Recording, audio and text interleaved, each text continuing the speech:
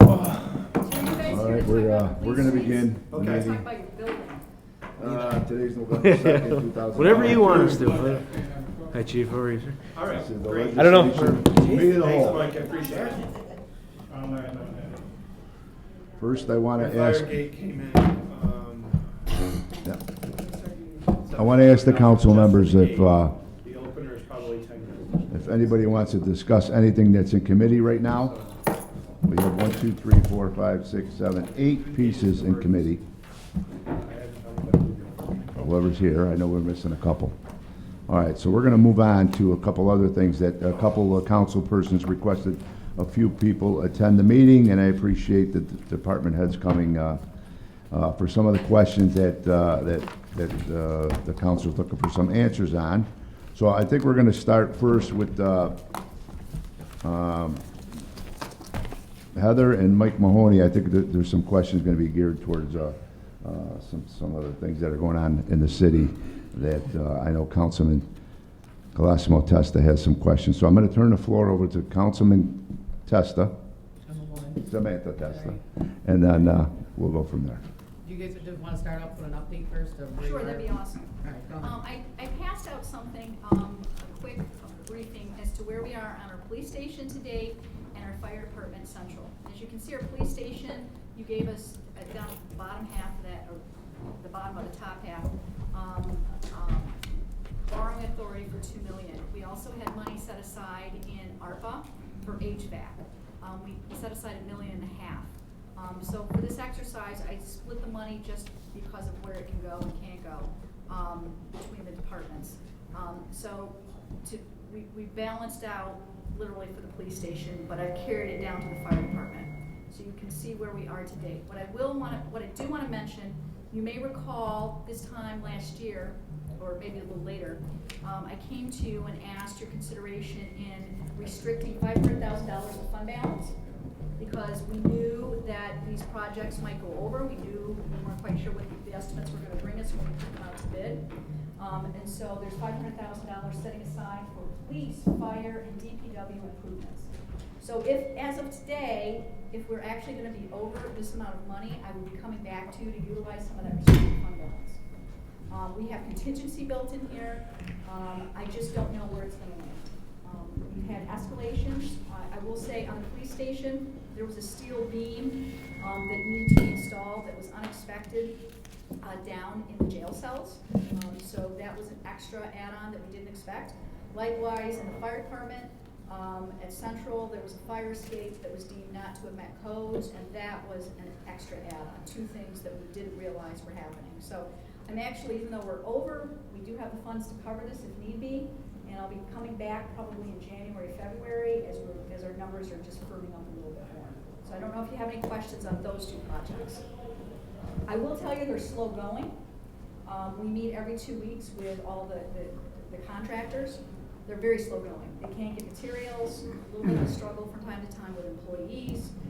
We had hoped they'd be much farther ahead than they are right now, but not realizing that we need that steel beam and fire escape. It's just the supply chain and getting the product. So I don't know if you have any questions on those 2 projects. Okay. I know that the council person was very interested in hearing where we are on some of our other projects, most explicitly the fire department. You may recall a couple of weeks ago, I handed out sort of what we borrowed for in some of our capital projects, and we didn't really put timelines to them, but I wanted to list them out. And I sent out a memo, I believe on Monday, that outlined the 3 projects for the fire department, one being building reconstruction for Station 1 that was previously estimated $115,000, building reconstruction Station 4 Shepherd Place, $285,000, and then building reconstruction Station 7 Park Ave for $975,000.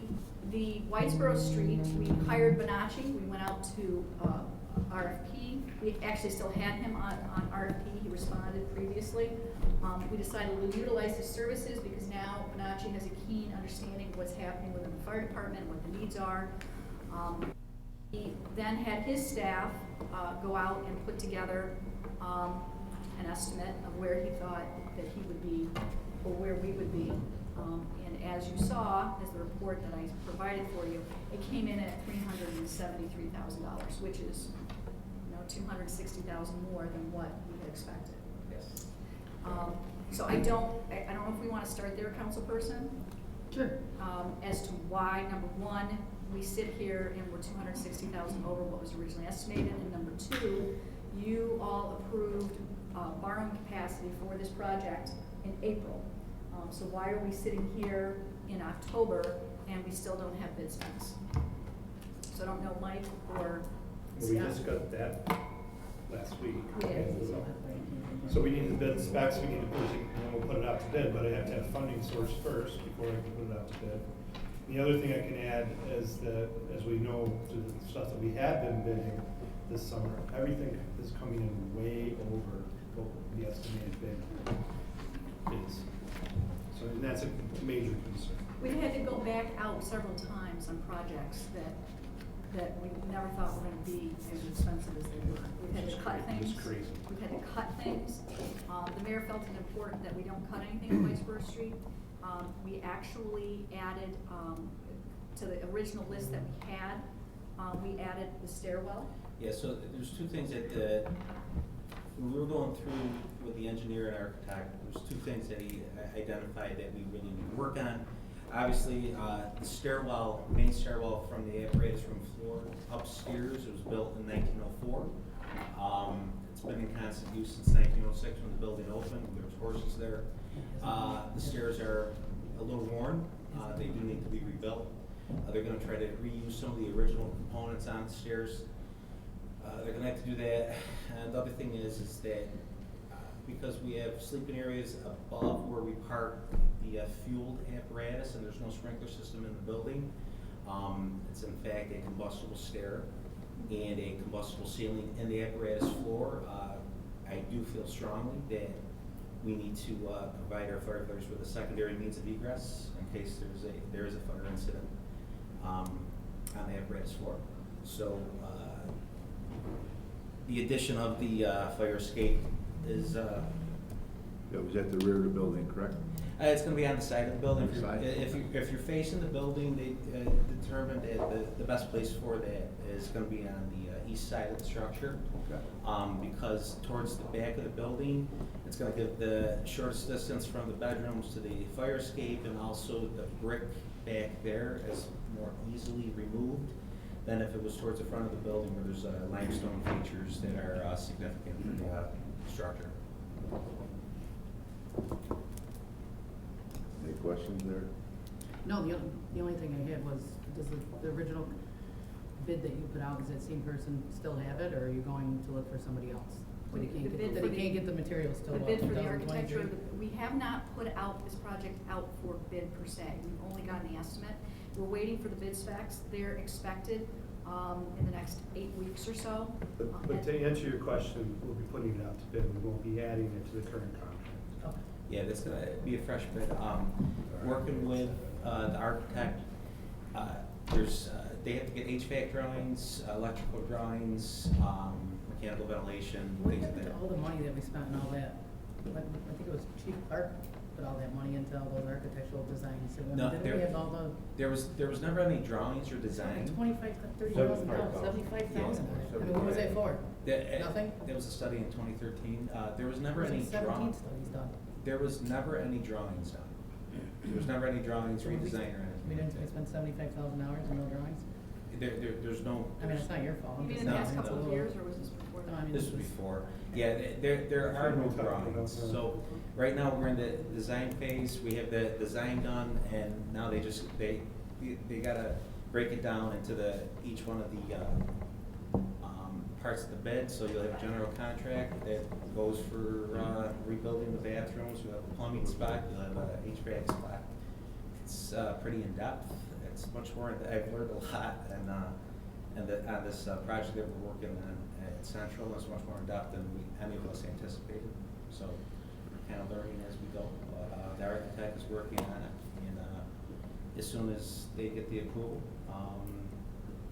the more in-depth drawings for the contractors to use as they're constructing will be done. Question. I know Mike said about the funding, he's waiting for the funding to get in place.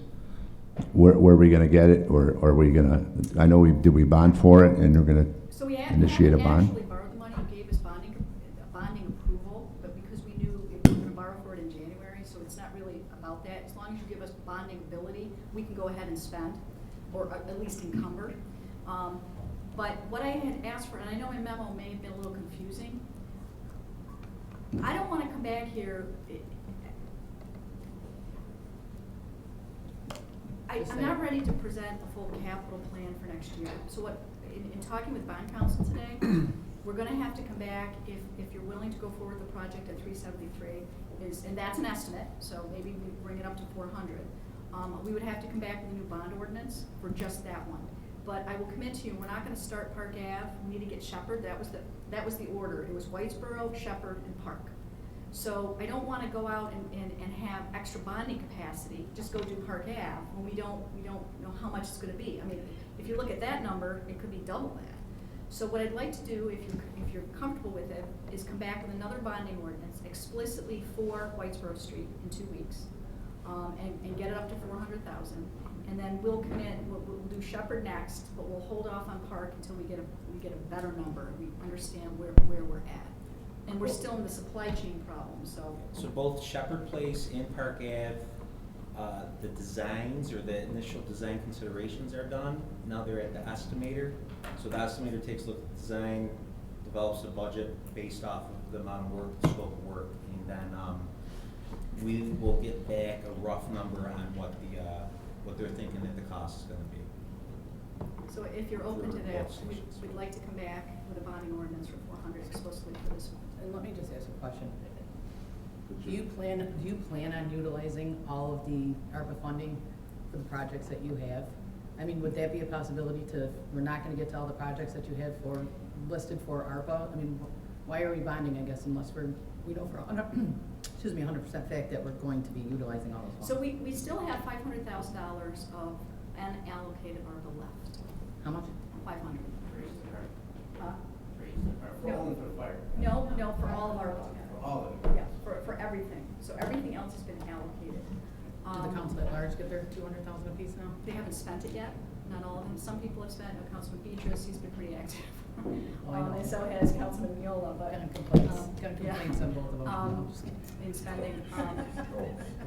But we will be coming back to you. There's one project in particular that's being reduced by $100,000, so we'll be coming back to you. So we're reticent, we're paying attention to that because we want to use it for this kind of. I know, you know. Right, we want to use it for this kind of stuff. We just want to keep Whitesboro Street moving, and as you know, we can't move any of that ARPA, can't use it for anything else unless we come back to you, if it's more than 15,000. And so, we just got some preliminary numbers on what's Valley View, and not Valley View Clubhouse, but the Conkling, Roscoe Conkling Park.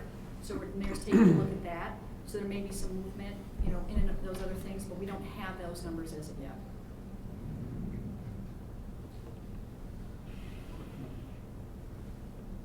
Right. Oh, it doesn't matter. Hello, Budget Director. Hello.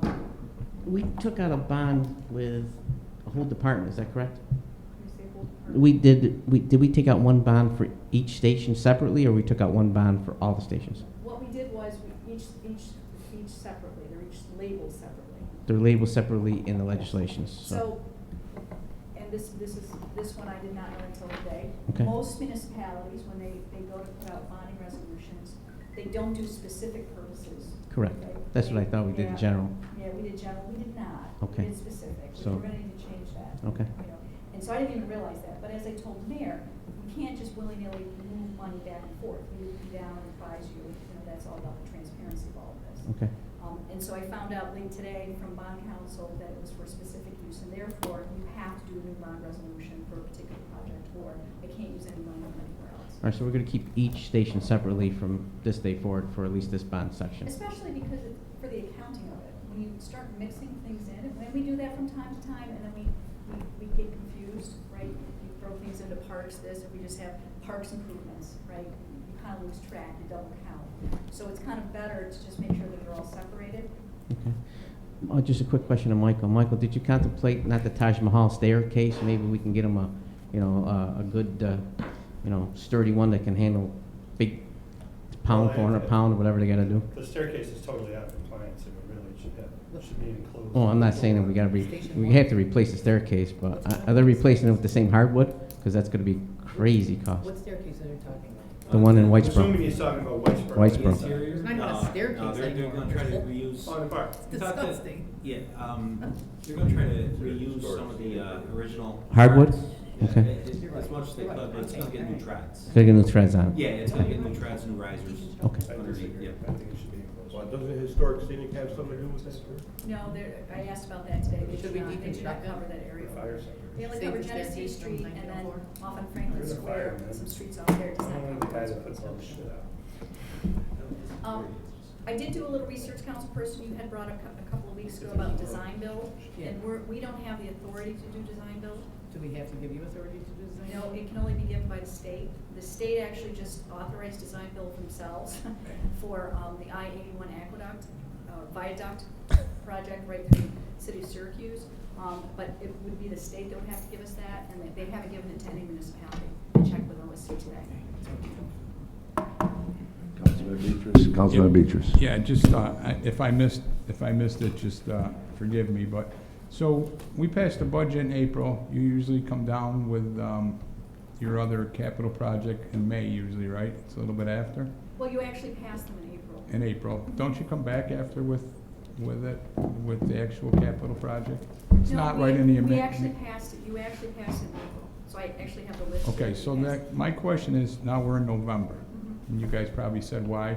Why didn't we start right off the beginning with a plan to get this out to bid and get it done? And if you gave the answer already, I'm sorry, but No, that's okay. So part of what we're fighting against is a lot of competition. There are probably 3 or 4 different reasons. The competition to get an architect, the competition to get an engineer, to get attention on us. But who are we fighting with? We're the We're city of fighting with Utica. We're the everybody- biggest we're dog fighting in the with race. everybody else who has cash out there trying to get projects done, trying to build houses, trying to build buildings, trying to build roads. Every municipality got ARPA funds. Yeah, it has been, and we knew it.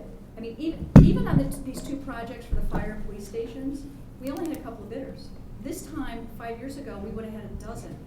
We can't even get contractors to bid on our projects. Not because they don't like us, not because we don't pay.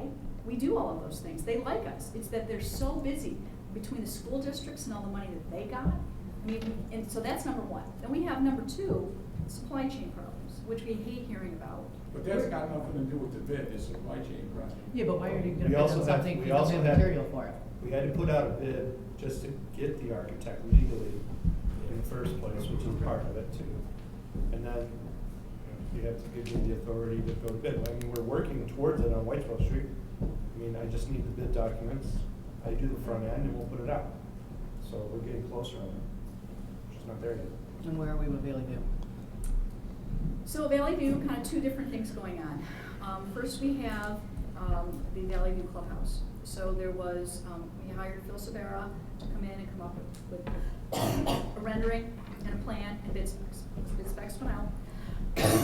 Excuse me, and as you know, it came in double what was expected. We, including the mayor, was extremely startled. We were startled. The mechanical and the HVAC came in extremely high. And so the mayor had asked Mike to sit down with the architect and some of our local contractors to see if there's anything we could cut. Sort of simultaneously going on, we've got the operational side, which is also out, as you know, for RFP. We've had 4 interested parties come forward and pull and ask for the copy of the RFP. We've met with a couple of them, walked them through. They have additional ideas as to how to bring that cost down, which are pretty exciting, actually. So as we continue that process of vetting out the operational aspects and who might end up operating that, we're taking into consideration whatever they're suggesting to do. It's like, I'll give you an example. One of the proposed operational vendors said, why aren't you doing more on the first floor? know, you're building this big grill room upstairs overlooking the greenery, which is great, but a lot of golfers don't often want to spend time there. They do want an area to collect. Why couldn't you do a great deal more with the first floor and maybe break out the walls and have windows? So these are all kinds of ideas that are floating out there. Like, what do you mean We're look- first floor, like where you access the actual? The locker Where the rooms. bath- Where the lockers rooms are. The grill room. I mean, you would think that that would be your main focus. I mean, the top part of the LED wasn't that Right. bad. So what they took, and so I think the architect took in everybody's, you know, you had the golf commission, everybody's idea of what they thought, you know, golf commission is all about the golfers, right? But how many golfers are gonna go there? I don't know. They seem to think a lot, I don't know, not a golfer. Then we've had other golfers who tell us, you know what, when I get done playing, 16 rounds, I wanna go home. I've been out drinking on the course. I don't wanna sit and look over the greenery. Okay, so we looked to the vendors, or whoever might take over, or if it's Mr. Daniels, if he continues on, what are your ideas for expanding on that? What's your ideas for investment? So we're taking their considerations in also. And I guess, are you awarding the contract, the person that's going to be running the facility before these repairs get done? No. Or you're gonna wait till after? I mean, 'cause I would imagine if you're investing this kind of money, you would have to renegotiate Yeah, so, the, so. the payment. So I think, Mr. Daniel, I'm not quite sure when he was looking to close down operations, if he wasn't to get it, I'm not quite sure about that. I know that he made some, remarks about that he may close sooner or not. I don't know what he's decided to do. I think he has it through March. I thought it was November. Was it November? Was Yes. it November? Okay, so it's November. You know, he may end up, if we can't get in there fast enough, we needed to get in there probably a month ago to start with that plan. But the plan came in so expensive, we're not just gonna start something without knowing what our end is. And you're going to have the materials to do that? I mean, to do that type of project? That's why we didn't start. Presently, there isn't, as far as the. There is no contract. I mean, because you can't book weddings a year out or, No, and not have. The a bid that facility. came in is too far out of hand, so I sat with the architect, we came up with a bunch of different ideas on what we could do to bring it down. And if the mayor's desire is, or whoever's idea it is, we'll put the bid back out. I mean, the upstairs really just needed some TLC. It needs And a new new roof. windows, I it mean, a needs a new new roof. roof, it needs new carpet, it needs all sorts of stuff. Oh, no, I mean, no, they apply those are his We appliances. try not to- we try not to Whoever goes in, own the they would have to appliances. replace the appliances, Because unless they. I'm gonna be in the appliance repair business. Sounds good. How's paving going? Large amount? Paving's just about done. Is it? We're all done with paving, we're just doing repairs. We're pretty excited, the parking lot under North Genesee Street's about to open, so we're We're excited waiting on about that. striping for that. Waiting on striping. You've seen Hannah Park, the dog parks have been started, the playground has been started, pretty excited about that. How's the baseball fields looking? I don't know that we did much work on the baseball No, fields this year. there's none. They look worse than they did I know, last but year. you know what, we've done an awful lot of work this summer, I mean, more than I've ever in my life seen done here. We got money. We have money, that's right, but you have the same amount of staff that's trying to get it done. Our engineering department has been just unbelievable. I mean, It's a wonder they haven't all quit on so. But I got a brother who's involved with the baseball, and he's a correction officer. And he does have the correction officers go to Yorkville, Whitesboro, and they clean the field. I mean, they do everything that you want them to do. That's what they'll do. So I don't know if we can get on a program with the corrections, New York State Corrections, that maybe we can get them to come. They actually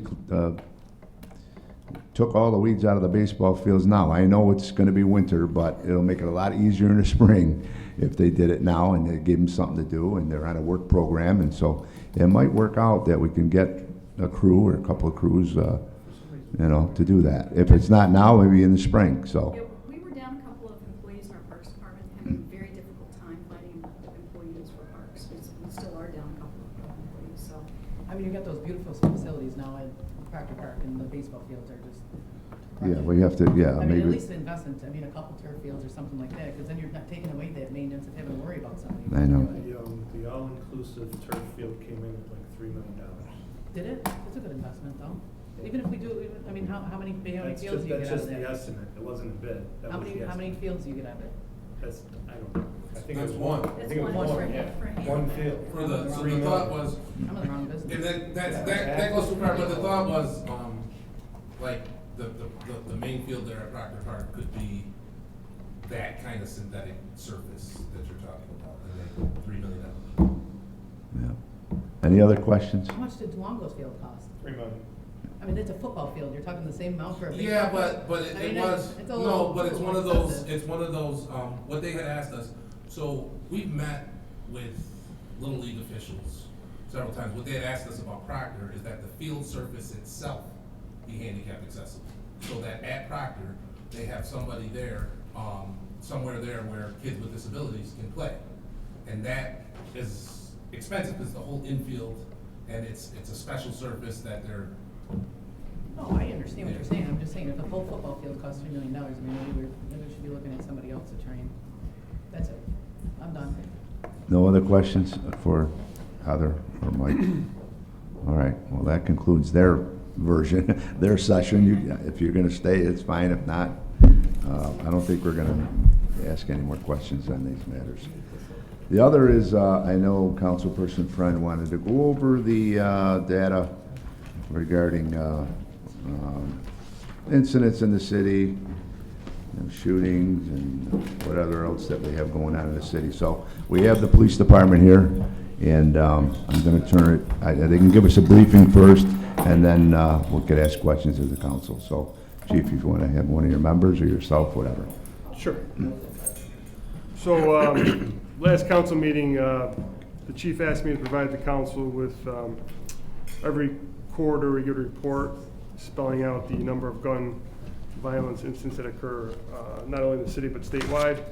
We review the numbers internally each quarter. The chief, last quarter, wanted me to provide the council for 2 reasons. One, to kind of show some of the results that we've been having in the city with regards to gun violence, and then to just kind of thank the council, because if not for you and your support with as far as personnel, equipment, and technology, we wouldn't be able to do some of the things we're doing to keep gun violence down. Ideally, there'd be no gun violence, but if you compare to what's going on statewide, nationwide, I think you'll see we're doing fairly well. What I did was I provided you with some comparable cities, which are, I think, Newburgh, Schenectady, and Troy, and then neighboring cities, Albany and Syracuse. And if you look at the 1 year, this year compared to last year at this time, as well as the 5-year average, you'll see that we're down for both. And I think if you look at some of the other cities that, comparable cities, they're up significantly, especially over the 5-year average, which really gives you the whole picture. So I think it was just, two reasons for this. Just one, to show you the work that our, the officers have been doing, and two, to thank you for your support. I brought with me, this is Lieutenant Stanley Fernald. He's in charge of our Criminal Investigations Division, and Sergeant Mike Curley. You probably know him. He's our Public Information Officer, but he's also oversees some of our field intelligence officers in our GIVE program. So, be happy to take any questions. With Thank you. regards to this or anything else going on, we've had some, Yeah. if you have questions about what happened at the school, so we could. Yeah, we can probably answer that, but I just want to say, I know we accepted the 5 officers to work on the streets at night and prevent the gun violence, maybe stop it before it happens and things of that nature. How is that working out? Are there extra members on the street already, or they still have to go through the academy? How's that? So what happened, Frank, is we had that unit in place because of retirements and transfers and whatnot. We had to disband it temporarily. When they were in place, very successful.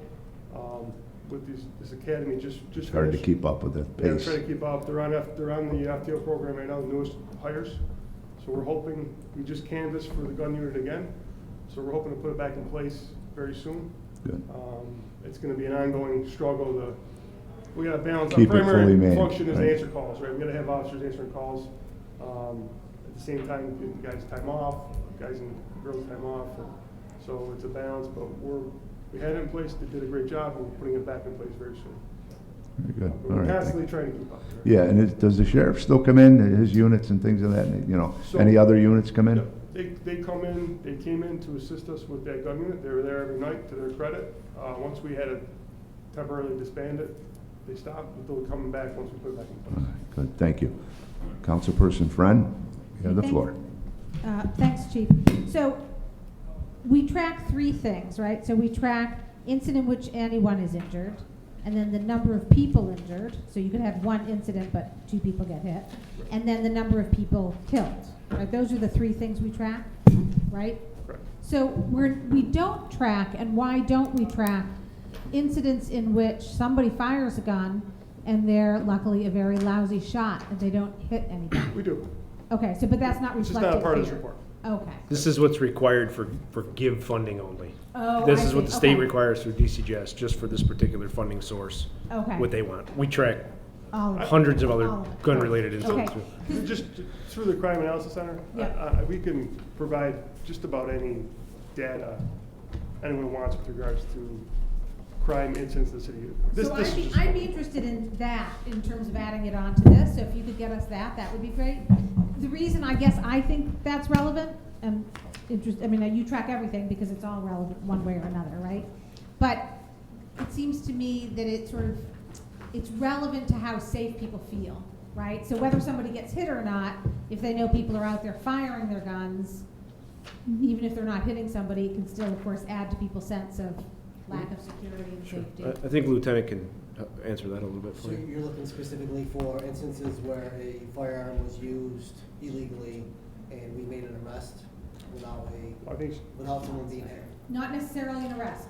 Shots were fired, but luckily Okay. nobody got hit. So, confirm shots fired. Right, so, and which is an interesting, that, I'd be interested in that. How do we, because certainly, I think in the past, not lately, but I've called to say, hey, I think I just heard a gunshot. Maybe I didn't, I don't, how do I know? So there's some question you have to answer about how you know whether a gun was fired, but sometimes we certainly do, right? Yep, so it's usually based on evidence. Usually you find casings, or you already have a witness to the incident, or there's video. Or there's a bullet in a wall Sure. somewhere, right? Yep, but there are times we do get calls for shots fired that are unfounded. It could be, I can tell you one, the other night I was working, a call came in for multiple shots fired. It was a four-wheeler that had backfired numerous times, and I heard it, and it sounded like shots fired. Right, So right. there are those calls too. Right. But we can get you the number of confirmed shots fired. so if you're looking for a comparison between this year and last year at this time, year to date, we had 186 confirmed shots fired. This year, we're looking at 112, so Oh. we're about a 40% decrease Awesome. in confirmed shots fired Okay. from last year. Okay, that's good to know. I find these statistics really helpful, and I'd love to see them more often, in part just because people's perception of how safe the city is just incredibly unreliable, it turns out, right? I mean, you see this all the time on Facebook, crime is out of control. No, actually, it's not.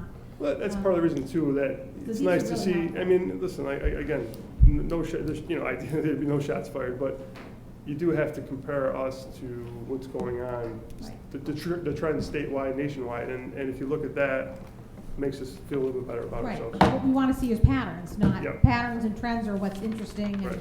the kind of thing you can act on, et cetera, as opposed to absolute numbers, right? That makes sense to me. All right, thank you very much. I agree, and if it works here, and we see our numbers are down, maybe these other cities would copy whatever we're doing here in our city. And we may learn something from other cities as well, what they're doing to combat crime and gun violence and things of that nature. Councilperson Aiello, you have the floor. Thank you. With these, how is it determined what shots are in the media, what's released and what's not? I feel like there's been shootings at times that we don't find, there's no article on it in the news, or is that just based on like journalism, or is that? The chief is of the opinion that we put out every, not shots fired incident, but any of this information confirmed someone hit, any type of shooting incident. I get the weekly reports from you guys, which Yeah. is fantastic, of all even the hot spots and just seeing the neighborhoods and stuff. So I see that. I've just had constituents ask they keep track of the counts and they compare it to that, but then they can't find exactly where it was. With respect to just a confirmed shots fired. It's really based on if someone requests some information from us. We don't typically release just the shots fired and say, you know, obviously there's 118 of them. We're not going to put that out every day for a lot of the reasons you know, public perception, we don't want to be putting that out. Secondly, So the shots fired with someone hit, we put out all Right. those. right, Oh, okay. right, There was not- one. Well, it was, yeah. exactly. My other question is, do you have an average victim age of people who have been shot? If we could get that, I probably could have asked ahead of time with that, but I'd be interested to know that, and even the people who are shooting. But that's all. Thank you.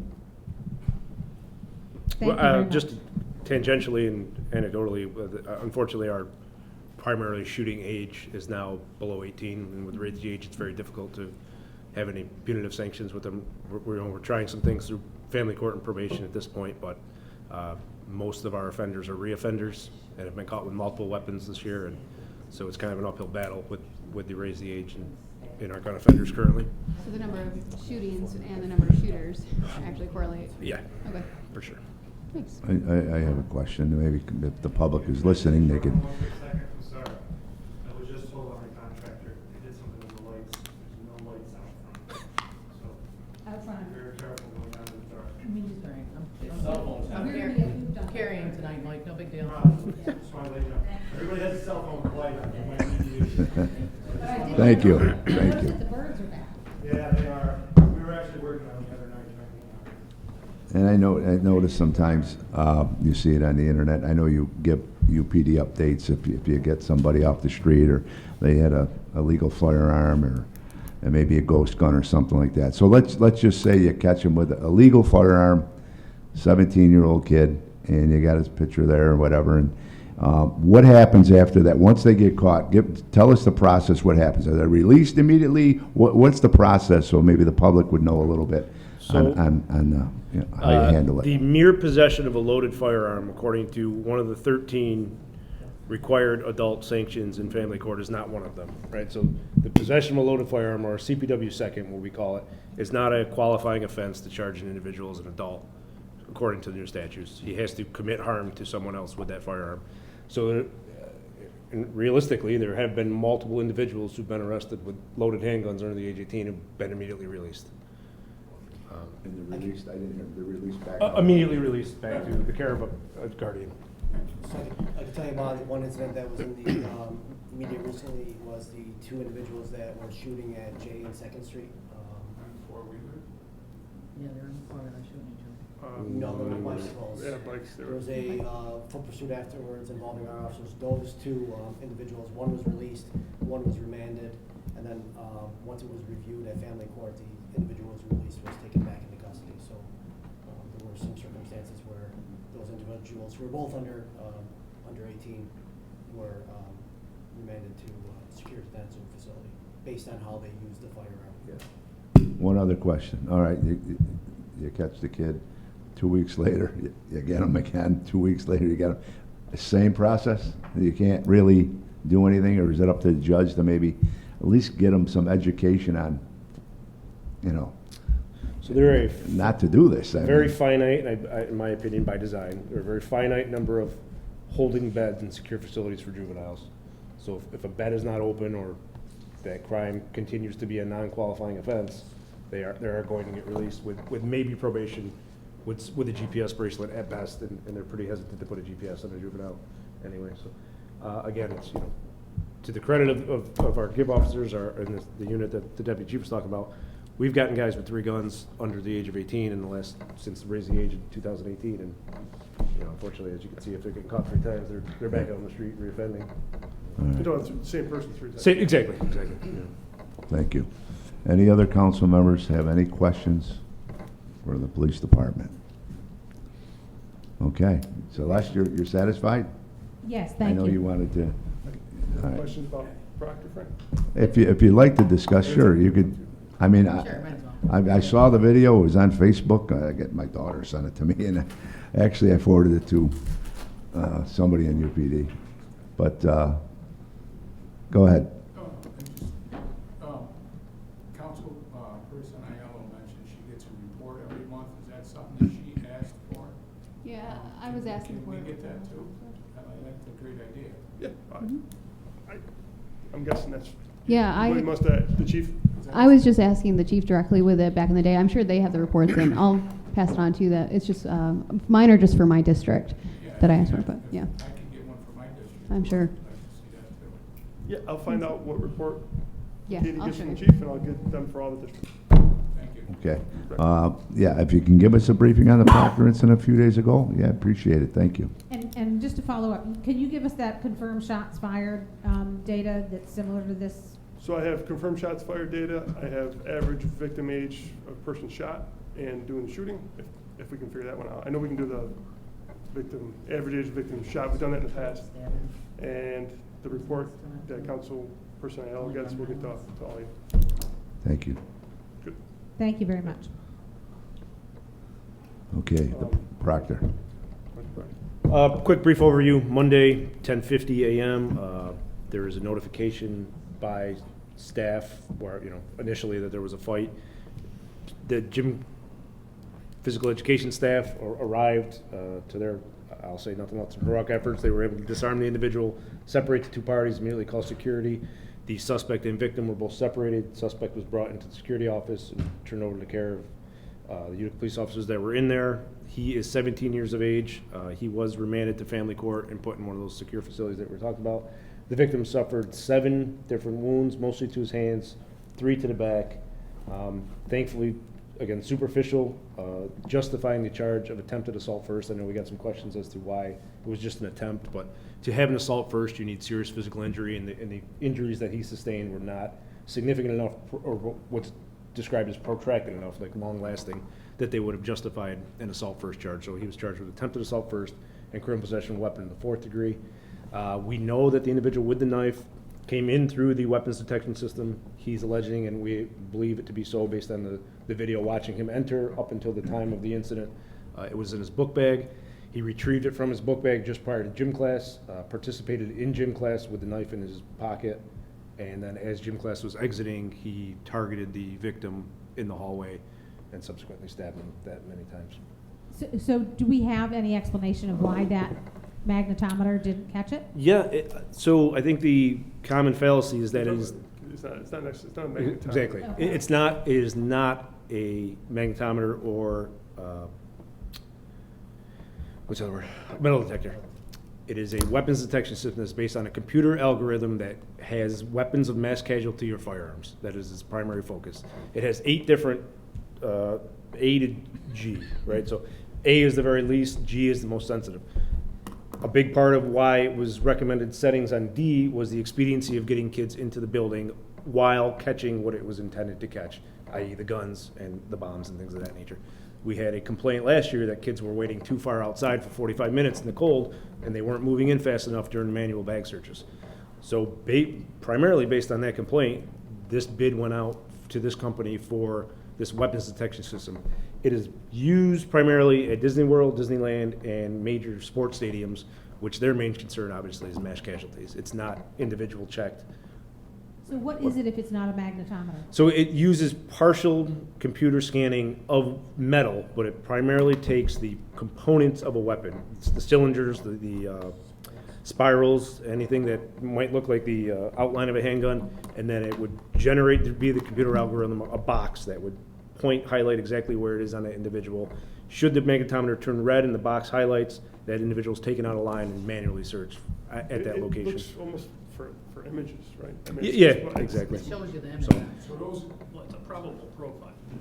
If you put it on the G setting, no matter what you have is going to go off. It's going to be the same point of manually searching everybody, so it's not practical to put it on that highest setting, which wouldn't catch a knife anyway, in all likelihood. So do you have specific recommendations of how they need to change their protocols at school so that this thing wouldn't get through in the future? I mean, I think that's a little above me, but they are certainly in talks with the company to see what the contract looks like, to see if it's practical to rescind the contract, being that it's new, and potentially go to a different system such as they have at airports with a body scan and a bag kind of x-ray machine. But it's still a school district. Do we want to turn our school into a jail? You know what I mean? I guess that's, you have to weigh your public safety versus your needs of the district and what they're looking for. And again, it's, I think that's stuff the chief and the superintendents and they're going to have to discuss what our goal is going forward. You guys should spend a lot of money, design an app that videotapes it and calls the security department and the police department, I mean, within the school immediately. I mean, these kids are always taping it, right? So let's go along with the tape, request the app, this thing, makes them Yeah, alarm. yeah. And they know exactly where they are, they're watching it on their screen because it's now logged into the kids. So you're gonna wanna make some money, go get an app that's designed to do that, because no matter what we do, they're gonna take out their phone and start taping them. Yeah, the calls were, before we even got the kid to the ambulance, the calls were coming into the They were school. taping Knowing that he was gonna already though, fight right? the So kid. they They- knew, the kids who There- were there- taping there- knew that this was Come on. about to happen, Yeah. correct? Yes. There was a He history, there was a fighting history them. between the two. Okay. Did the kid pull out the knife originally, like when the video started? Or did No, he pull it punched out him after? first and then, So I mean, maybe, not that it makes a difference, the kid shouldn't have videotaped him to begin with, but I mean, the kid pulled the knife halfway out through, I mean, he knew what he was doing. I think And that incident would have happened inside or outside of school.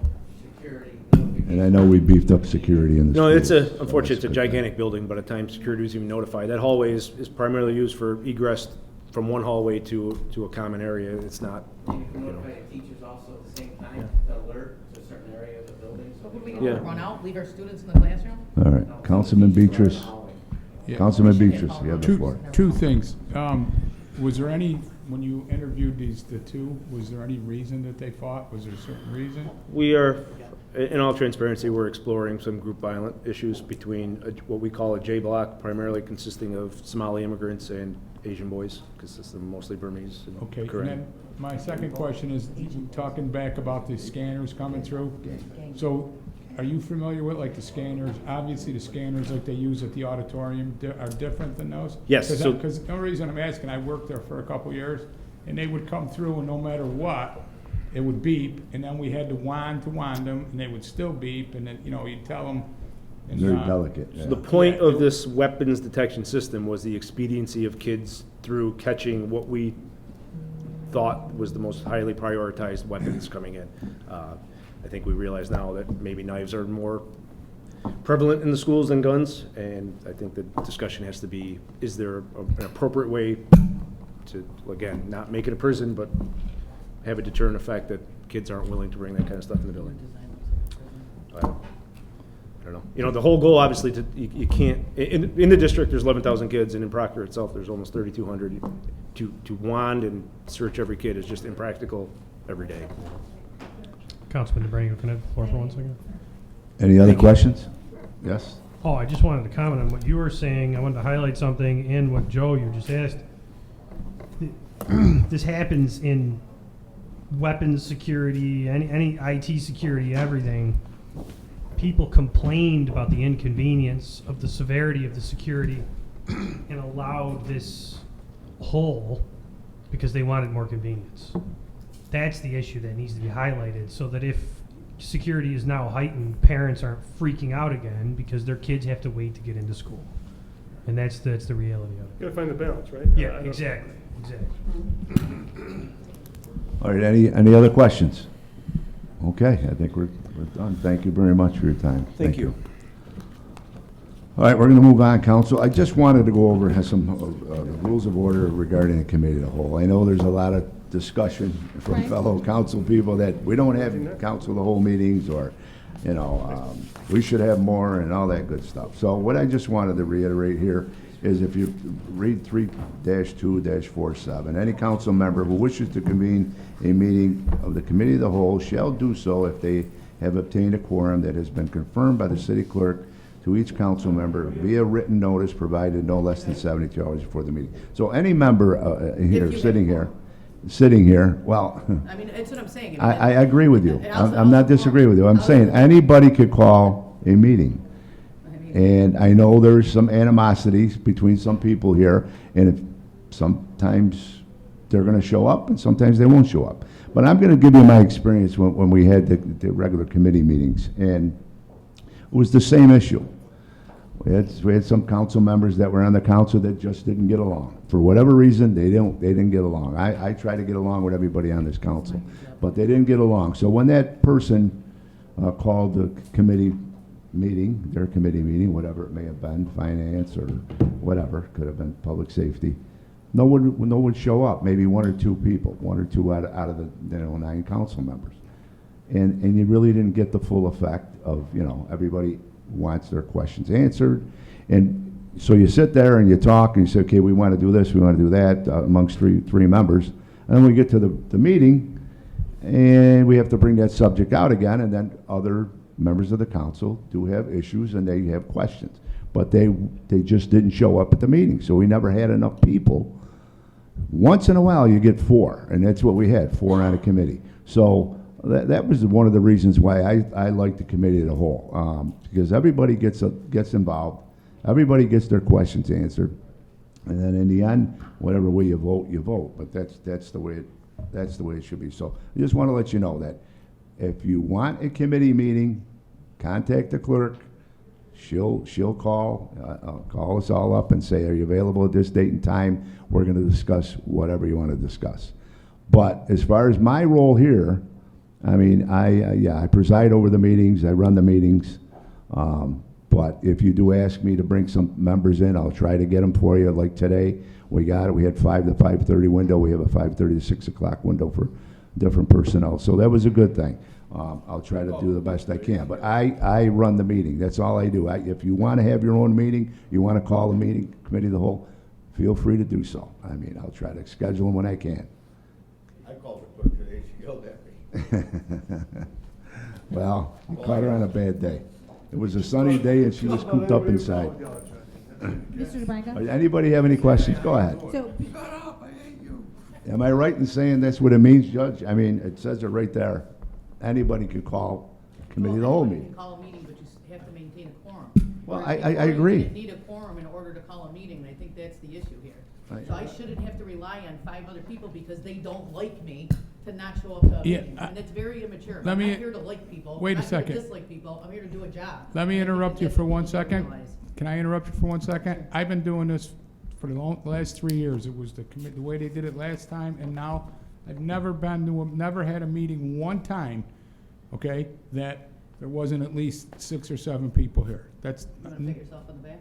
well, no, I'm just saying, So there, what is the point of that? what you're saying You meet is, 8 times You're a month. assuming they're not going to show well, up. You you're haven't even saying called is one they yet. always, to me, they show up more. Well, that's, 12 times a year, you don't have committee wait a meetings second, like you that. could have the meeting anytime you want. He just said it, call one every I have to week. maintain a quorum. So in order to call it, Joe, you're missing the point. Well, I'm just saying, I just call a meeting just every wanted to week. let everybody know Yeah. that if they're not satisfied with the committee of the whole meetings that we've been having, I shouldn't have to have you know, permission you from could have my one colleagues in yourself. order to call a meeting. I mean, it's all right. ridiculous. And now, Councilman Friend, you have the floor.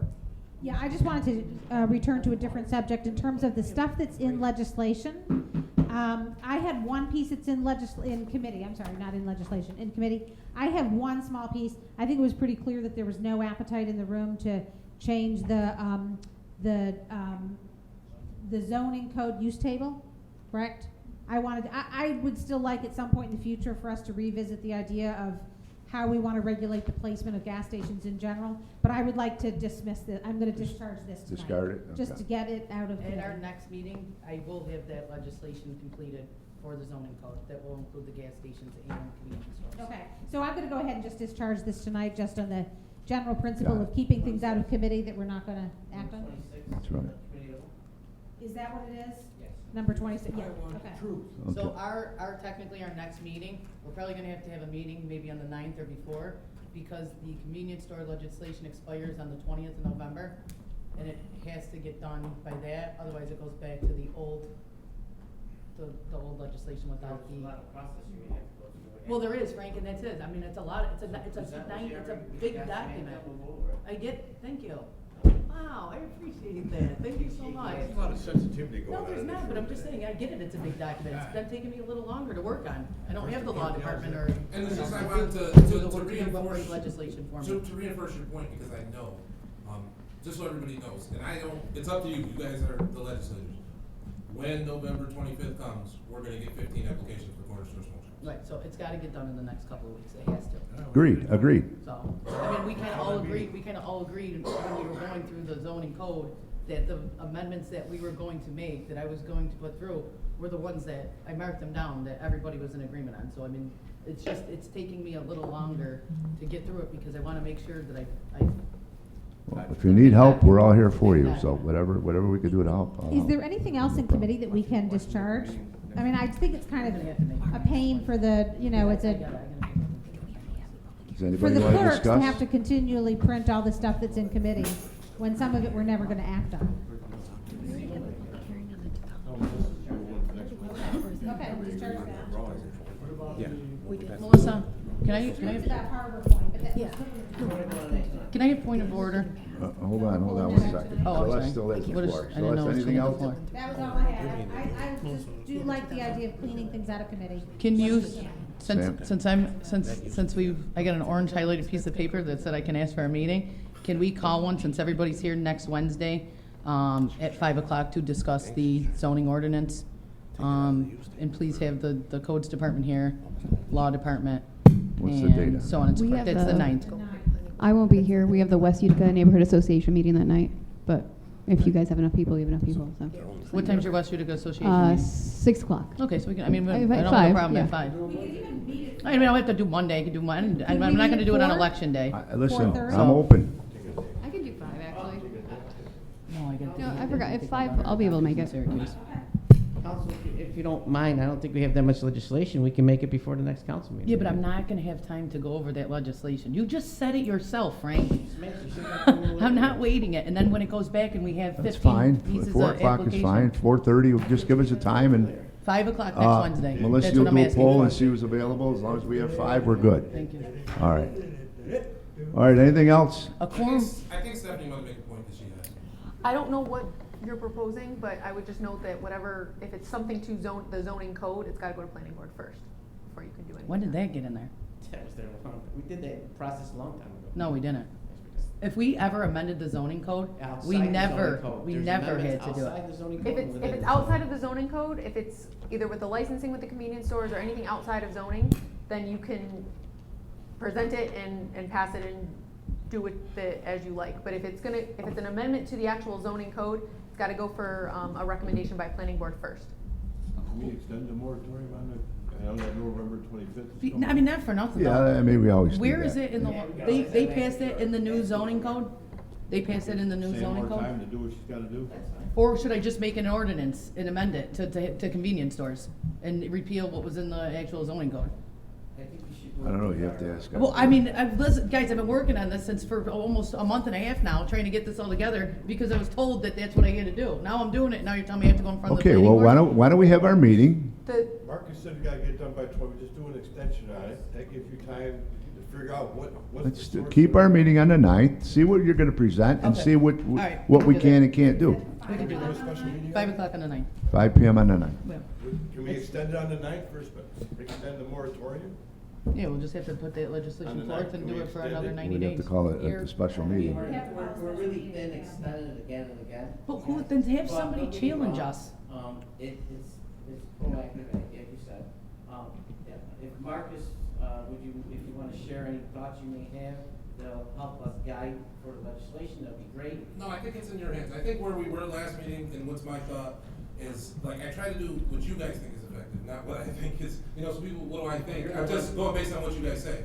So, from what I understand, where Councilwoman Colassa Montesta was, and there was a general consensus in the room, is banning convenience stores and smoke shops from the use tables Right. of the residential districts, the mixed-use districts. Right. If you're going to do that, that is a zoning change. So there's gonna have to be something in the interim Thank you. while the planning board weighs in to stop me from issuing those licenses. So we just extend the more, Yeah. extend it. So if you have something that's worthwhile, we bring to the planning board, we'll extend it. Frank, we all agreed that that's what we were gonna do. Why waste my time if that's what you weren't in agreement of, I guess is what I'm saying, because I'll stop it right now. No, And then- bring and it, then bring put it on you out and guys. let's see what we have to You're tweak, not gonna that's waste all. my Bring time. it out. Wasting my And we'll time see on what we more have to than tweak. enough legislation. It's not a waste of your time, I think it's a good thing, and we'll see what we can and we can't do. And when we can't do something, we'll bring it up to Corporation Council, bring it up to our attorney, we'll settle on whatever we could do, and then we'll move forward on it. But in the meantime, we'll have to extend the moratorium, that's what we'll do. But Marcus, that is the That's simple. consensus, and that's what we were in agreement of, correct? I mean, that's what I suggested. Right, I said, right, if you don't right. want convenience stores, just don't let convenience Right, stores. right, Like, right. it's easier to I try hear to you. do it a roundabout way. All right, we went over our allotted time, so I'm gonna call this meeting, I'm gonna end this meeting. Second over there, so we're good. We're gonna end it, and I don't know when you wanna start back up at 6 o'clock. 5 minutes? Guys, wanna have a 5-minute break? All right, 6:07, 6:08, somewhere in there. Thank you.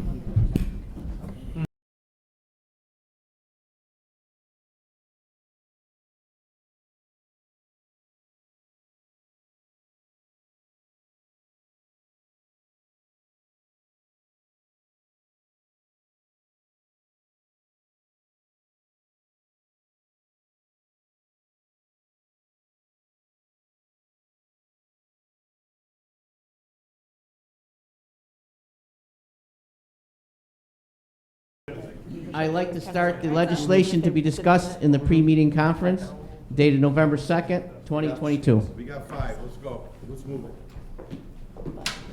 Yeah, and a lot of times, We got 5, let's move it. me and my dad All right. both do them. Get all the rejects. Our first piece is proposed ordinance for a stop sign on Winter Ave. I checked with Councilman Burmaster. He sponsored it with the UPD, and he's good with this. Also, ordinance number 2, another stop sign on Winter Ave on the other intersection, and UPD was good with it, and so was Councilman Burmaster. Any questions on that? Okay. The next piece of legislation is calling for a public hearing on 1122 Miller Street. Councilman Irving, this is your district. Does it have your approval, sir? Yes, let me tell you a little bit about that. That's going to be the community center that they made the announcement last Monday with the City of Utica Community Foundation, Mid-Utica Neighborhood Preservation Corporation, and People First. So it's a collaboration between about 4 or 5 groups. So, belongs to the URA, and the URA is giving it to... yeah, giving it to them for nothing. The Impact Cornhill LLC. Yep. I got a question, who's on this Cornhill LLC, who's named to that? Do you know anybody who's the president or anything? I think it's, that's the group with Freddie Hamilton. Yeah. Well, Joe, you would know. Who was Well, when there? it becomes an LLC, someone's taking ownership of it. They didn't? When it becomes an Is it, LLC, is that the community foundation? I think so. Yeah, I think it's the community foundation. The other group, the community group, that's what I thought you were talking about. There's somebody entirely different. Yeah, but that's the community. Yeah, that's the community foundation. Okay. Thank you, Councilman Beatrice. Is there any other discussion on it? Okay, discussion's closed. The vote for calling for the public hearing is resolution number 3. And ordinance number 4 needs to be referred to the committee. It's for the sale of the property. I'm assuming that 5 and 6 have the same format. Is that correct, Councilman Irving? Yeah, that's a different thing. It's something that former Councilman Delvin Moody and his group started at the Renaissance Center. And there's a lot of involvement from People First on that. They're going to be overseeing the lofts that are going to be built on the 2nd and 3rd floor, I believe. An excellent plan for housing. Yeah. Very good plan. And it's going to have I call it a business incubator for the neighborhood people to go to and learn how to do different things. What was the total cost of that project? Huh? What was the total cost on that project? I think it was 45, 47. Here's the thing that bothers me, and 47 million. it has nothing to, it's not pertaining to this particular project in general. But I can't imagine an investment. What is the private investment in this, like coming from, is there any private investors, or is it just from the community foundation or public funds towards it? The list I saw right now is just, I didn't see anybody, but the Community Foundation, People First, and I think, I'm not sure who else. Who else is involved in that So what was the project? question? I can give you. Investors. Who's investing? All right, yeah, so that's a complication. So the money that the city gave was for development costs. So part of development in a project like this that involves affordable housing and other potential grant programs is the financing. Like they need to hire people that are financial experts. No, I get that. Yeah. What I was asking, is there any private investment Yeah, coming from this? So Community who- Foundation and MHA. Well, it's still public housing. So I guess, so here, let's go back to where I guess the point I was trying to make.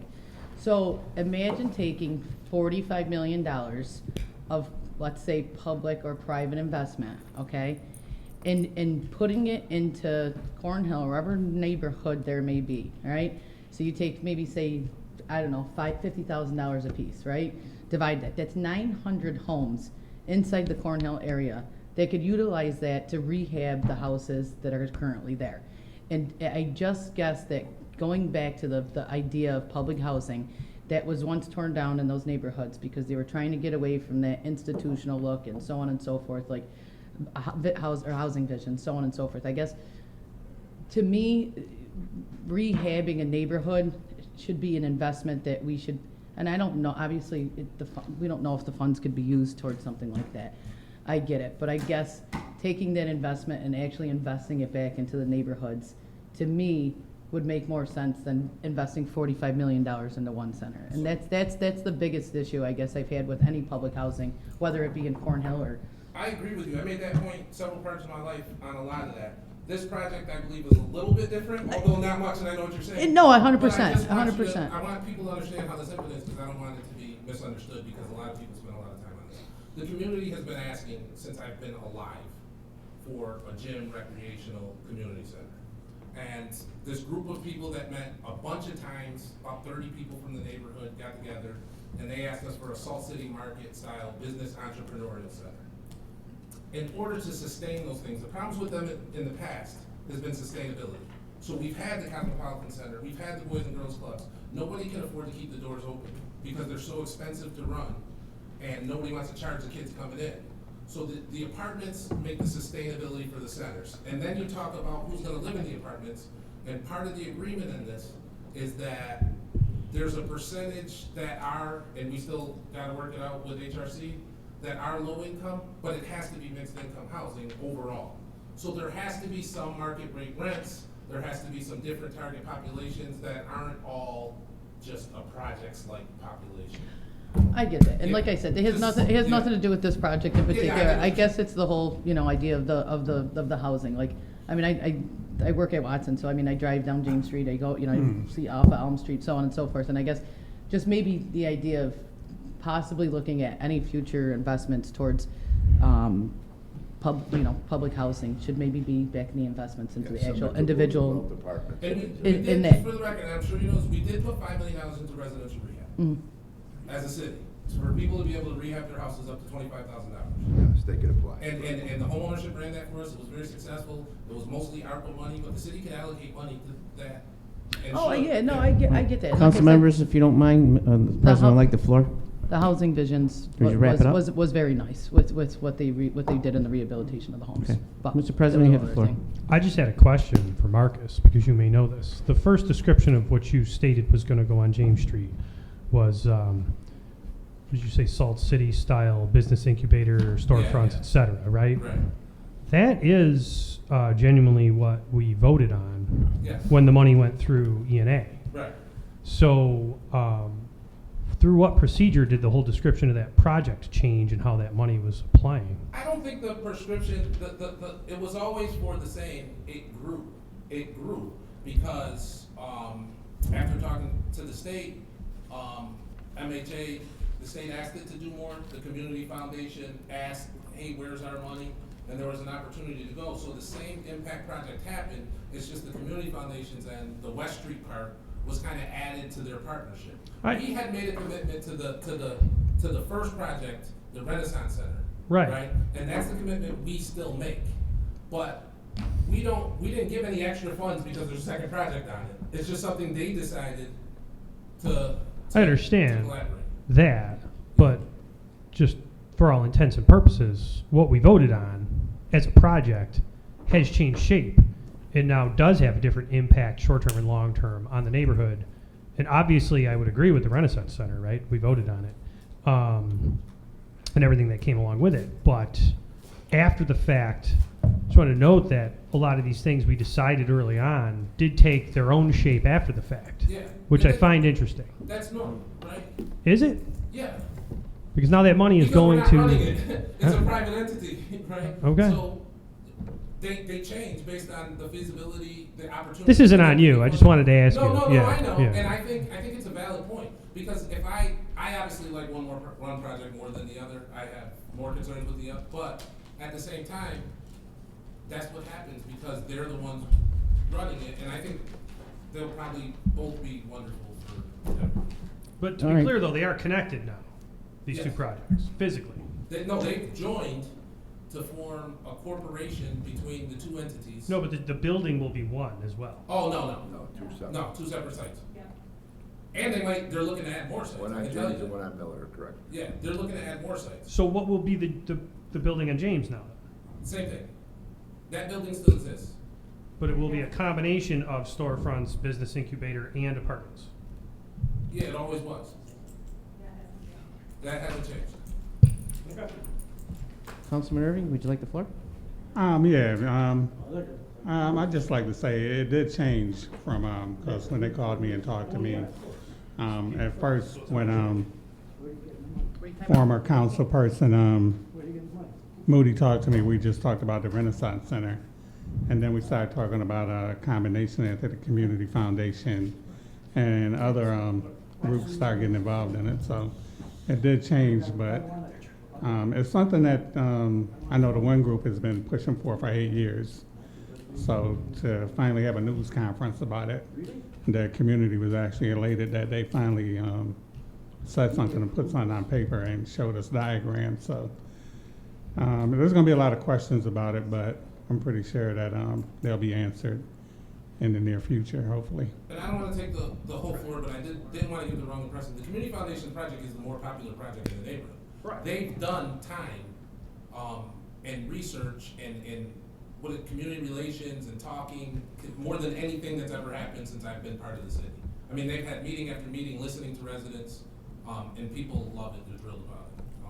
Well, it's no different than like the Cosmopolitan Center used to be, right? Cosmopolitan? They would tell you it's significantly different because. Right, but yeah. people that went to high school would argue that their impact is when they were our kids, our age kids that were 12 and 13. They would argue that changes the neighborhood. They would argue that they had long-lasting, Yeah. the same type of impact. Yes. After the fact.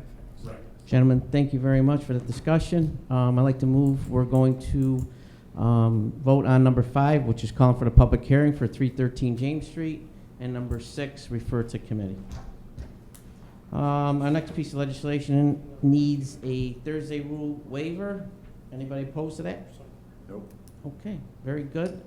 Sponsored by Councilwoman Testa. Would you please summarize this legislation for us? Sure. So in my class, we have been talking about government, all levels of government, executive branch, legislative branch, judicial branch. And we started discussing like how legislators pass legislation, so on and so forth. So I had asked my students to come up with a couple ideas on what they thought, an idea for a piece of legislation that they wanted to pass. They came up with some great ideas. But just something that I thought that we all could agree on that could be passed, that the council could pass without having, any controversial issues, was recognizing and honoring the staff at Watson Williams Elementary. So they actually drafted this. They gave me their ideas, talked about it. I kind of put the whereases and reworded it a little bit. So my class helped me design this piece of legislation. So I thought it was pretty cool to go along with what we've done. So I think it's well That's it. done. Very Does good. the whole Hope you're council like to tuning in sponsor tonight. it? Okay, we'll put the whole council on. I it. told them, yep, I told them to tune in. So hopefully they're listening. All right, sponsored by the whole council, Madam Clerk. We got a few pieces in committee of the whole. Councilman DeBrango, would you like me to? Go ahead. Okay. Lee Street, ordinance number 22. It did pass the planning board. We're good. The public hearing will be called today, and hopefully there'll be no problems, and we can move to the sale for that street.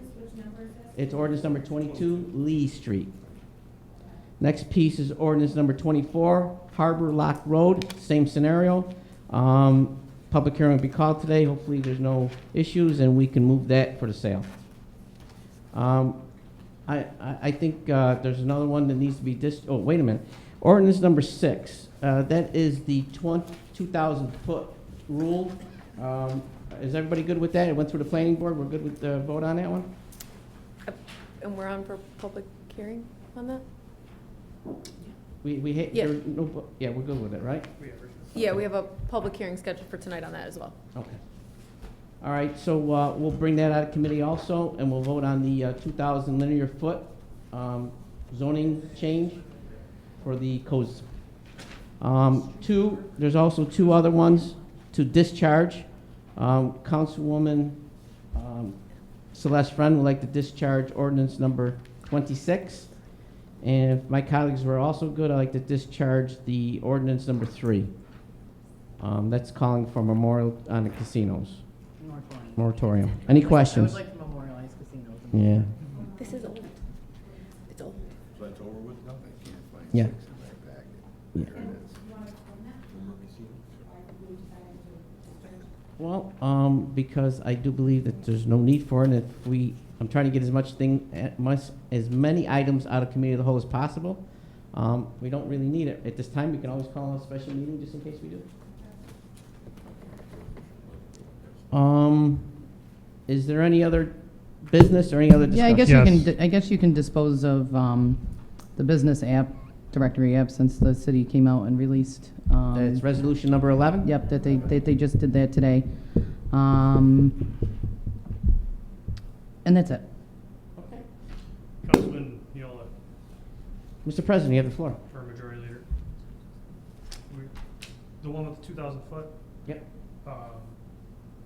In between the meetings, Corporate Council clerk have to figure out what's going on with that. And we'll just update you for the meeting, for the 7 o'clock. Okay. Right. Okay, sounds good. If there's no other business, I'd like to adjourn and have a little happiness in the back room for Judge Guillermo. All right, meeting is closed. Council, would you please move to the back room? Resume at 7.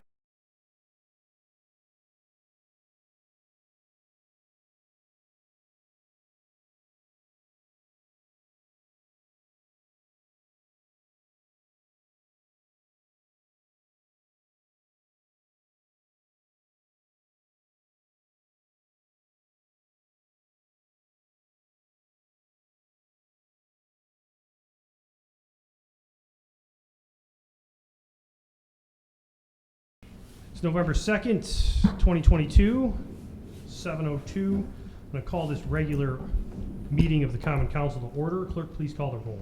Aiello, Friend, Miola, Irvin, Beatrice, Williamson, Classimo, Testa, DeBrango, Galimi, present. Please rise for the Pledge of Allegiance, followed by a moment of silence for the deceased members of the council.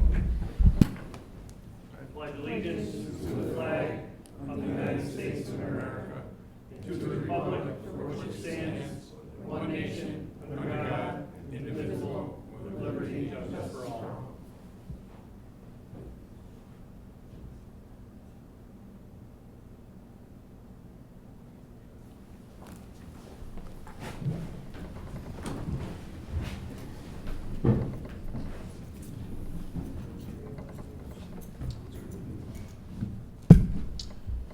Okay, the first order of business this evening is going to be the minutes of the previous meeting.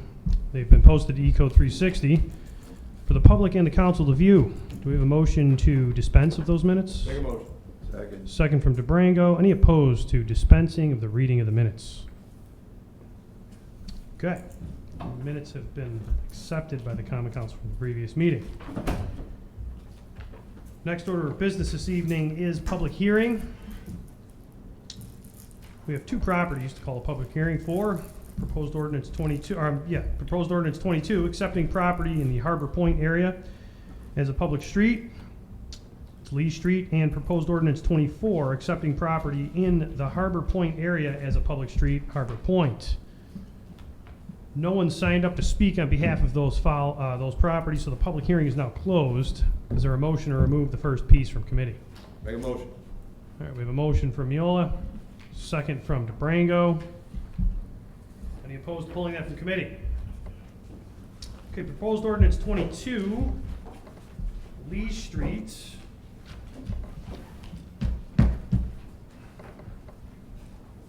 Has been removed from committee. It's on the floor. This is an ordinance accepting property in Harbor Point area as a public street. I'll just summarize. Whereas Utica Harbor Point Development Corporation is the owner of a parcel of real property described below, which is a portion of the larger tract commonly known as Harbor Point area. Now therefore be it ordained that the city of Utica hereby accepts and declares the parcel of real property described below to be a public street and agrees to maintain and repair the same for public purposes. Be it further ordained, the premises are described as follows. See attached. There was an attachment with maps reviewed previously when it was put in committee. He's here with us now. Your votes. 8 yeas adopted. Is there a motion to remove ordinance 24 from committee? Motion from Miola, second from Petrus. Any opposed? All right, it's on the floor. Ordinance accepting property in the Harbor Point area as a public street. This one pertains to Harbor, this one is just a space in Harbor Point, actually. What's that? Harbor Lock Road. Yeah, exactly. Yeah, we don't have that in the public hearing here. Hang on a second. Just want to make sure it's noted. Harbor Lock Road. Want to see it on there? Okay, there it is. Perfect. All right. Ordinance accepting property in the Harbor Point area as a public street, whereas Utica Harbor Point Development Corporation is the owner of a parcel of real property described below, which is a portion of a larger tract commonly known as the Harbor Point area. Now therefore be it ordained that the City of Utica hereby accepts and declares the parcel of real property described below to be a public street and agrees to maintain and repair the same for public purposes. Be it further ordained, the Common Council hereby designates the name of the street to be Harbor Lock Road. Be it further ordained, the premises are described as follows. Your votes.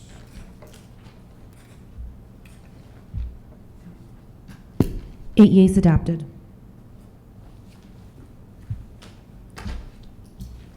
Very much. Moving on to public comment period.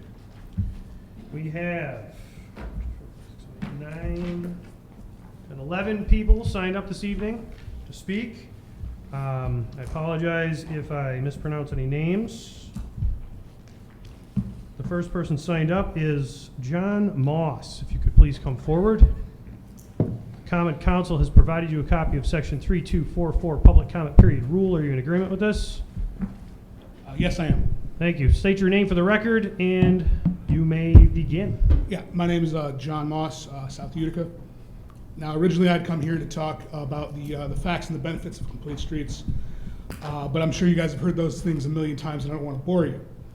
A certain member of the council had some interesting words to say about a video I posted in support of complete streets. Most of the message doesn't bear repeating. The only thing that really matters that he brought up was that there's apparently only one parking spot for trucks on Genesee now. However, anyone with eyes can notice that there's room for multiple trucks in the center lane, which is, in my understanding, been designated as a loading and unloading zone for trucks. Even then, if a truck driver decides to park curbside, there's plenty of safe space in that test zone for motor vehicles and cyclists alike. Excuse me. This test zone also would only have one lane of traffic for those drivers to cross at significantly lower speeds than the 40+ miles an hour I've seen people driving on that and other stretches of Genesee. So the big question I have for the council, and specifically those who are against complete streets, is what is the problem with it?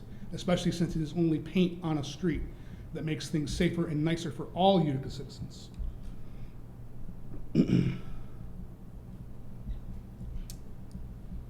Are you truly so hurt by such a minor inconvenience as having to drive a few miles an hour slower to make it nicer for everyone here? What it comes down to is I think that you can't use it for your own political gain for future campaigns, since it's not your idea and you're not championing it. And that's all I have. Thanks.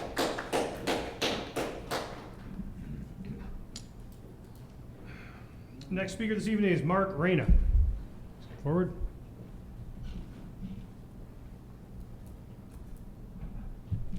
The Common Council provided you a copy of Section 3244 Public Comment Period Rule. Are you in agreement with this? Yes, I am. Please state your name and you may begin. Yep. Mark Rena. Thank you very much, everyone. Thank you, Mr. President. Thank you, the council. About complete streets, I just wanted to offer a few perspectives that I had as well. First of all, I think the job that was done as far as the infrastructure goes, the paint really did a really nice job. It feels like a finished product now. So I'm not sure who I owe that compliment to, but job well done. I believe in a complete ecosystem of traffic. So vehicular, cycling, pedestrian, and I think Utica does a great job with that, and we only have recent history to look at to notice that. So the pedestrian bridge over the arterial links the brewery district to downtown. I think that's a great option that we have now. Same that goes with North Genesee to Bag Square. I love that there's an option to walk, bike, drive. So when it comes to Genesee Street, I feel like that's probably the future, if not already the present in other communities as well. With the hospital coming, I do believe that it's a huge economic opportunity. I know there's some discussions about the way that vehicles are going to enter and exit the hospital grounds, and will that build up traffic? I don't believe so. I actually think it's to the benefit that Complete Streets is there, because as much as the hospital is going to be a commuting point for nurses, admin, patients, visitors, it's also going to be a place where everybody is going to be at one time. So in order to get everyone to the business district, Genesee Street, you're going to need them as pedestrian-friendly streets as you can. That's basically all I have. Thank you. Thank you.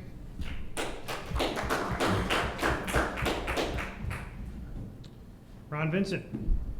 Common Council's provided you a copy of Section 3244 Public Comment Period Rule. Are you in agreement with this? Yes, I am. Please state your name. My name is Ron Vincent. You may begin.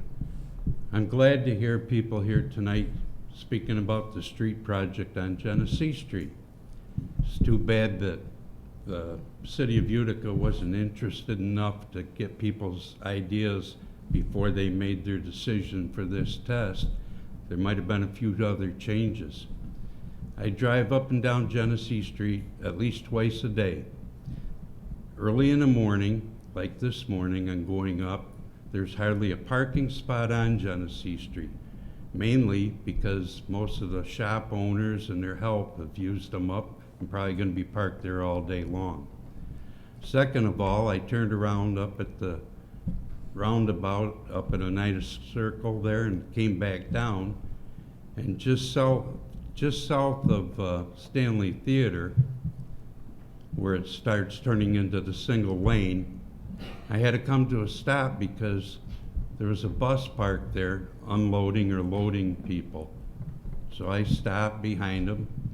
A guy comes up alongside of me on the right, realizes he can't get by, he pulls into the garage there on the corner, and then I can't go around him because there's no left-hand turn arrows in the road, and I'm not going to go into that area. It doesn't pertain to my side of the road. But yet a truck coming down behind me decides he's going to go over there, and he goes over into the the left-hand turn lane to pass me and the bus. You go further down, I think they've removed a lot of the bus stop areas and replaced them with parking spots. So I guess everybody's going to have to be stopping for buses pretty soon. One thing I'd like to say that nobody's ever thought about with the new street program they got is where your bicycle path is. Well, it's a 90-day trial. The next 2 months is winter. We're going to be getting snow. I don't think too many people are going to be going out with bicycles traveling in the area. So maybe we can get the DPW to fill it in with snow, and we can use it for cross-country skiing for the winter. Thank you. Thank you. The next speaker this evening is Michael Rice, I believe. Is that correct? Yes. Thank you. The Common Council has provided you a copy of Section 3244 Public Comment Period Rule. Are you in agreement with this? Yes, I am, sir. Please state your name and you may begin. My name is Michael Rice. I live currently in South Utica. All present, thank you for taking the time for this. Much to my colleague John Moss there, I'm in complete agreement. This is a very good idea. And to echo what Mr. Vincent said here, I have a feeling that the 9 days trial period set it up to fail. Why would you do this in the middle of fall when you know you're not going to be able to use the cyclist path? I have a feeling that a lot of this stuff is done for political posturing. There's a lot of issues out there. Personally, my council person, Ms. Celeste Friend, knows of the issues that occur on my street. Currently, I have to back out of my driveway. And one of the biggest issues I have is people come screaming down Higbee Road. And I have nearly had an accident nearly today, and nearly every other day. The fact is, we gotta do something a little bit better about the way the traffic is done and enforcing the actual speed. Celeste made a very good point. Now, I have a ton of abundance trees on the property that I live on. Now, you know when you're driving by, and you hear trees, it makes you feel like you're going faster. Why are there not more trees, more green space? The point I'd like to say is this: Complete Street's a great idea, and it should go all the way down Genesee to New Hartford. It helps create a better environment. It's more friendly to pedestrians, not just people driving cars. I mean, to be striving to not being so dependent on personal vehicles. We need more public transit, more ability to do that. I live and work here, and all the companies that I work for are based here in this county. Mohawk Valley Health. I will be at the Wynn Hospital within a year. Do the person to make sure everyone gets the medical equipment they need. I don't do this for political posturing. I live here and I love this community. I've only been here 2 years. This town, this city, this county embraces shared services. It embraces a community. Whereas I come from is a city known as Elmira, New York, where it's been mismanaged for 40 years, and that's why it's still in the middle of a recession. The point I'd like to say is this: don't forget about who you actually serve, not your own self-interest. You serve the people. Thank you. Next speaker, Heather Wasilewski.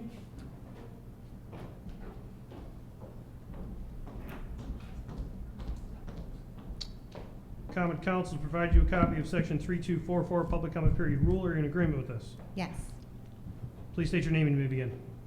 Good evening. My name is Heather Wasilewski. I'm here tonight on behalf of my family to explain why we think the 90-day street trial of Complete Streets is important.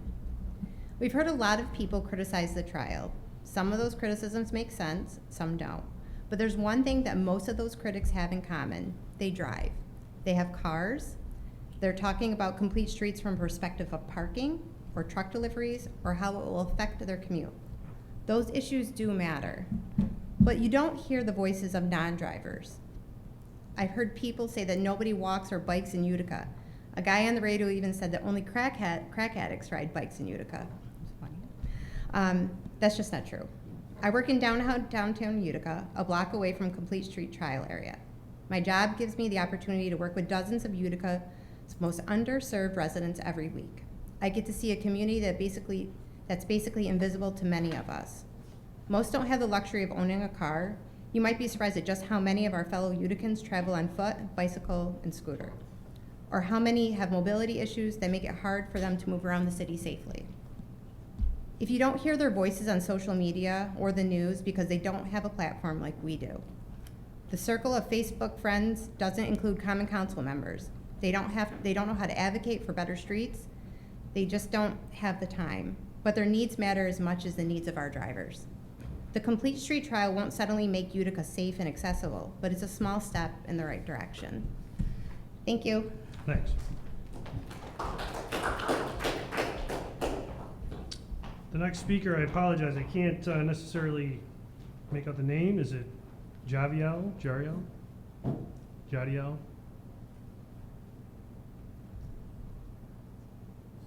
Daniel? Oh, all right. Sorry. All right. What is your last name? Deloach. Dan Deloach. All right. So the Common Council has provided you a copy of Public Comment Period Rule, Section 3244. Please state your name and you may begin. My name is Daniel Deloach. I am a street photographer. I have been documenting this city for the past, I want to say almost 3 years. I live in Cornhill. Started in Cornhill, went up to the north side, went to South Utica, East Utica, West Utica. But every day, every week, every month, I come back to downtown Utica. The exact place where this trial, emphasis on trial, 90-day, 3-month trial is taking place. I'm there all the time, and I finally feel safe walking in that street. It's amazing. I love it. The only thing I honestly dislike about it is that it's not permanent. I'm pretty upset about that. I love it. I driving down it, I love it. The traffic flow, everything. I just love it. I can't say it more. What I don't like is seeing local business owners, those of you before me, go on Facebook, social media, degrade others. What is that? Are we in high school? It's disgusting. I can't stand seeing it. I look at it and I'm like, are you kidding me? All I ask from you guys, I'm at all of these meetings. I think I missed like the last two. Maybe you guys have seen me. I always sit over there down in the back. I'm always here. I like to keep up with what's happening in my city. all I can say is, let's act like adults, because that's what we all are, adults, and stay off of social media and sharing posts and posting images and smear campaigns, all of this stuff. Talk like adults. If it's to the people that put this through and did it, thank you. To the people that oppose this and talk like adults and talk civilly, say, hey, well, I understand where you're coming from, but this is my opinion. Thank you. And to everyone else, I guess, I don't know, I guess it'll just fall on deaf ears. But I guess I'll just see what you have to say on Facebook, I guess. Thank you so much.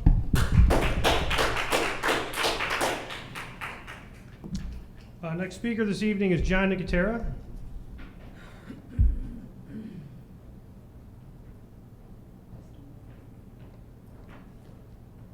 The Common Council provides you a copy of Section 3244 Public Comment Period Rule. Are you in agreement with this? Yes, Mike. Please state your name and you may begin. My name is John Nicotera. I live in South Utica. I've lived in Utica for almost my whole life now. I grew up here. I moved to Sequoia, went to high school, and moved back home. I live on Eastwood Ave. I'm over in South Utica, and like the fellow people that have talked, I love my city. I'm here to try and speak for the running community, because I am a runner. It's a big part of my life, and it is my life. I have four friends here. We had more earlier that actually ran here from New Hartford all the way down Genesee Street. They used the new bike lane. And I wanted to say thank you from our community. The running community, the biking community, the walking community, the community that doesn't necessarily want to use a car all the time, or they're looking for a safe place to go and do what they love. If it's cross-country skiing, if it's biking, whatever that road is made for, it's for us to do on 2 feet or on something under our own power.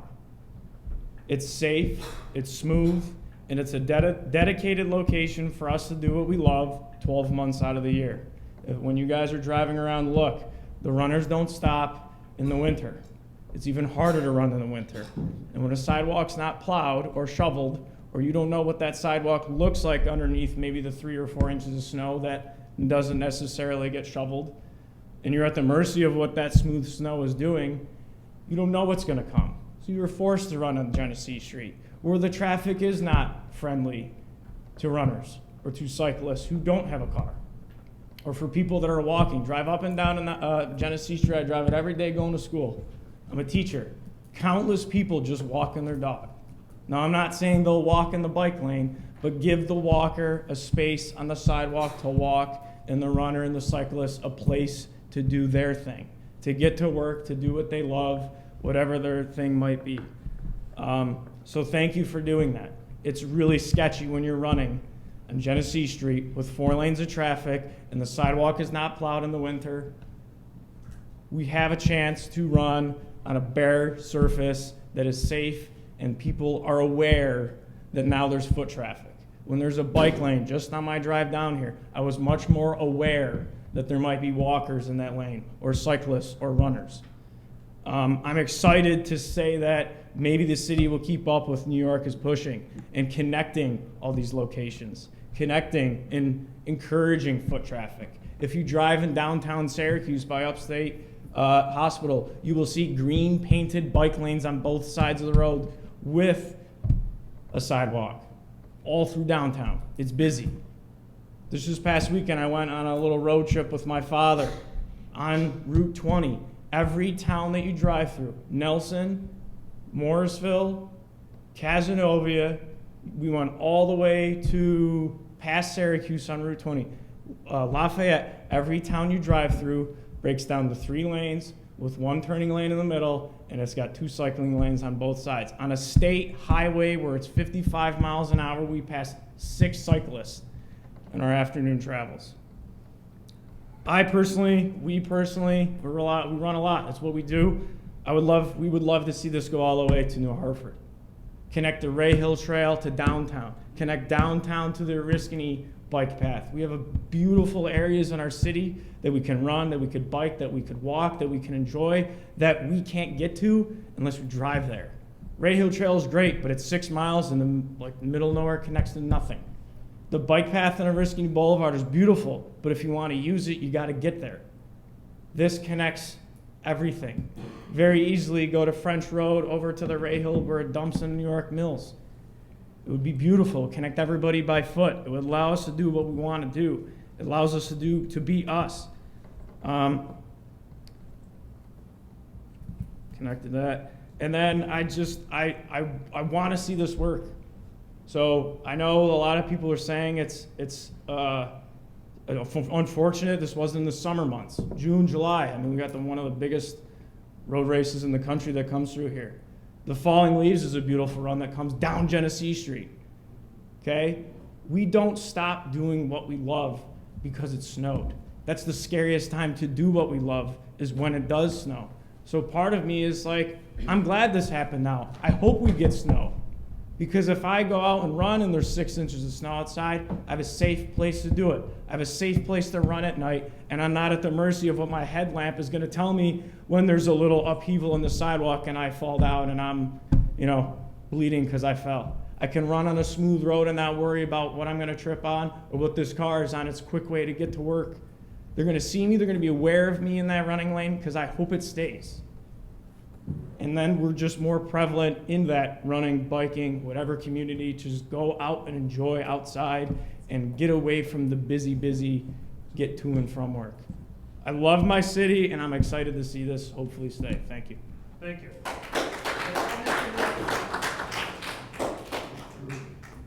Next speaker this evening is Patrick Durbin.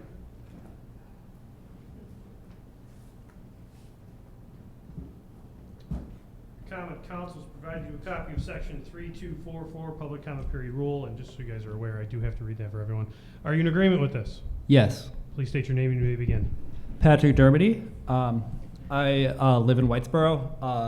I'm from the Cazenovia area. Honestly, there's not much I can add after John. He speaks for all the runners. But I do want to briefly comment about, because I've heard that people have been worried about the parking situation in downtown, and I drive everywhere. I understand the concerns. On the other hand, drivers are not the only people who use this street, and I don't mean to say that to be snippy or anything. Obviously, I would like the opportunity to go from Whitesboro to Utica safely without driving my car. Gas prices are really high. Traffic can be a nightmare, and there's only so much space in the road. We don't want everyone to drive. A lot of cities have even gone beyond Utica and reformed their land use laws to get rid of parking minimums. And I'm not going to ask Utica to go above and beyond. Obviously, any type of change is hard, even a 90-day trial. But I think if Utica wants to grow sustainably, and not just environmentally sustainably, fiscally sustainably, it has to use its land better, and a multimodal form of transportation, particularly in the business area of Utica, makes the most sense. So yeah, that's all I have to say. Thank you. Thank you. Next speaker this evening is Sarah Moore. Common Council has provided you a copy of section 3244, public comment period rule. Are you in agreement with this? Yes, I am. Please state your name and you may begin. My name is Sarah Moore. I live in downtown Utica, actually right on Genesee Street. I have a car, but I'm also a runner and a cyclist. And having done all three on this new complete street trial, I can't even begin to tell you how much safer I feel with all of them. Cars are moving more slowly, which is always a good thing. I love biking up and down Genesee to go to the library, do my errands, pick up coffee, and you'll find me out there running most mornings. And the complete street has been a real game changer. I moved here recently from a very bike-friendly city, and finding that the bike lane was going in was honestly the biggest joy and has been essential to making Utica feel like a place where I could call home. And the reality is, I know a lot of drivers are worried about what happens in the street, but what you're not worried about enough is the safety of pedestrians and cyclists. If you drive and only drive, you don't know how scary it can be out there, how many close calls we consistently have. Having the protection of the bike lane, of that space to run, to bike, which we do in all seasons. You know, we don't stop. We're out there in the winter, running, biking, you know, put some thicker tires on, we still gotta be out there. I have way more close calls than I would like, and I feel so much safer now, just in the short time that the bike lane has been around. And even parking. I've parked on Genesee, and with the bike lane, there's actually more space that I feel like I can get out of my car. I feel like maybe that's a, you know, under-celebrated point, but I'm no longer worried about opening my car door and having another car take my door off. You know, being aware of cyclists, being aware of runners, we always have to do that. But, you know, we can feel safer in our cars as well. The goal is not necessarily to get rid of cars. It's for those of us who want to exchange our cars for our bikes or our feet every once in a while, but it's also to make things safer for those drivers as well. Thank you.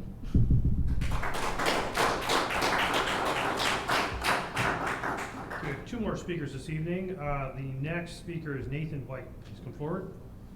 The Common Council has provided you a copy of Section 3244 Public Comment Period Rule. If you're in agreement with this. I am. Hey guys. So I'm Nate White. I teach ENL, which is English as a New Language. I travel all around to teach, spend hours in my car every day, get to listen to awesome audiobooks and everything. I'm really excited about Complete Streets, but people have already made fantastic points. Wanted to address a couple of them. I never see employees for local businesses parking in those spots. I see them trucking it from other areas, just like people that go to the Stanley, like parking at the Stanley isn't really great. Drove past all the Tootsie stuff on our way in, right? Those people pour out into the rest of the surrounding streets. Also, I want to just caution everyone to please be kind. One of the things that's really hard as a teacher lately has been people pointing to politicians as excuses for bad behavior. They can get away with it, why can't I? I'm gonna pull the wool over Dr. White's eyes. It's a lot harder to continue teaching when you can't manage kids because you guys can't manage your own emotions and kill your own egos. So if you can please do that, that'd be pretty tight, just because I'd be able to do my job better. Thank you guys for taking it on. I know there's a lot with rolling out a 90-day trial, but it's 90 days, and if it doesn't work, we won't do it. Something with talking about winter and everything, every biker and runner I know uses these complete streets during the winter. I had the privilege to live in Alaska for a couple of years, and while I was up there, we used complete streets. -40, -50. Slap some extra clothes on and you're ready to go. It's totally okay. I know change is really scary, but I just really want you guys to be super kind, set good examples, and if you don't, then we'll call you out. Be adults, please. Make our jobs easier. Anchorage has 200 miles plus, by the way, of complete streets in Alaska, and it works. So thanks for your time. Have a great night, and yeah, 90 days, we can make it. Thanks. Thank you. The last speaker this evening is Randall Huther. Common Council has provided you a copy of Section 3244 Public Comment Period Rule. Are you in agreement with this? Yes, ma'am. Please state your name for the record, and you may begin. I'm Randall Huther, and like everybody else, I've also come to just give my opinion and my takeaway on the Complete Streets trial. In my discussions with different people and reading about it and following it with interest in these chambers, it seems like there's 2 separate questions that easily get mixed up, which is the change itself and how the change occurred. As for one, the change itself, I personally come away with it as seeing it as an improvement. I cycle, I run, and I drive. And all three experiences I think are improved, but that's just my experience, and I realize that I don't speak for everybody. So I can see how other people can have good faith disagreement with that, and I respect their opinion. I just hope that whatever decision we make as a city is in the best interest of the maximum number of people, and that's backed by the best quantifiable evidence that we have, which leads me to the second question, which is how the change was even decided upon or made. And I was hoping that maybe in the future, the engineering department or somebody corresponding with them could give the public some insight into how the decision was reached at. What quantifiable data are they using? How are they measuring it? I assume that the survey results that we're all responding to and public comment to some extent inform the decision whether this will actually become a permanent thing going forward. But I was just hoping that for the doubters and for people who in good faith disagree, what can we point to objectively? What quantifiable metrics are being used by the DOT or by the city engineers to arrive at the decision? And finally, I was hoping that we could contextualize the change that happened here by looking at other trials that happened. When, not everyone is a city engineer and not everyone remembers how these trials happened, but this isn't the first time that roads have been repainted or redone. So how did those other trials happen? What decisions informed the change, and did we make it permanent or not, and how did we arrive at the decision? So hopefully going forward, if we can get that information, the discussion can become healthier and not just warring subjective feelings about how you feel or I feel. So thank you. Thanks. Thank you to everyone who spoke this evening. Public comment is now closed. The next order of business this evening is the Common Council guest. We do have a guest this evening. It's Mark Blask, Mayor of Little Falls. Mayor Blask, you can either speak from the podium or you can join us at the table if you'd like. It's up to you. I'll do the podium. All right, very good. Nobody is a bigger fan of short meetings than I, and I apologize for sort of eating into your agenda. I'm not here to talk about complete streets. I'm not even sure I know what it is. Before I talk about Little Falls, it's interesting sitting on that side. We had a Common Council meeting last night where the mayor goes and we have 8 council people. And just that perspective, it's very interesting to me. And I wasn't going to talk about this, but as I was sitting there, I just think it really speaks to 2 things. One, the gratitude that we should show for people who run for elected office. Truly, that's not a platitude. It's hard to do what you do. Nobody's making any money off it. You're probably not sleeping well. If you are sleeping well, you're probably not doing your job well, right? You're probably not all in. It's a hard thing to do. You stand up here and just sort of this democracy that we have, right, Marcus? That was 250 years old. It's the idea where people who live here get to come up and tell you what they think. And then you get to bring it all in. I just like that. Churchill's quote, right? Democracy is the worst form of government besides all the rest, where it's imperfect, but it certainly works. I was a Little Falls guy, went and joined the Navy for 28 years. Shout out Mark Williamson. Moved back to Little Falls. And I talked to my dad, and I said, Dad, I'm thinking about running for mayor. And he said, why? Do you have too many friends? And I always appreciated that sentiment because it is hard to be in the public limelight. It's just a tough thing to do. So I just wanted to mention how appreciative I am for everybody who's in this inner circle and the time you put in, and I sincerely mean that. I talked to my council about it, and I think it's important. I don't think you hear it enough. Every now and then somebody will be like, oh, hey, Sam, thanks for whatever. But the larger thank you, I think, is necessary, and hopefully people continue to run, right? We need good people to run for office because it helps everybody. So just had that, I was walking up and I just wanted to say that. That counts towards your 2 minutes. All right, now I am going to talk about complete streets. I'm just going to make stuff up. So Little Falls. Yeah. Little Falls. Second smallest city in the state. Anybody know what the first is, by any chance? Sherrill. Take that, Sherrill. Only city in Herkimer County, which is the reason I am here now is because I just wanted to put myself out and the city of Little Falls for any sort of partnership, collaboration down the line. We're always looking to do more. You know, we're really good at a couple things. We have a lot of good festivals. 3 weeks ago, we had a cheese festival, right? There's 5,000 people in Little Falls. There was 10,000 people on Main Street. 10,000 people. From City Hall, we closed the whole thing. We have a garlic festival. We do Christmas in Little Falls. We do a lot, so we're good at putting ourselves out there.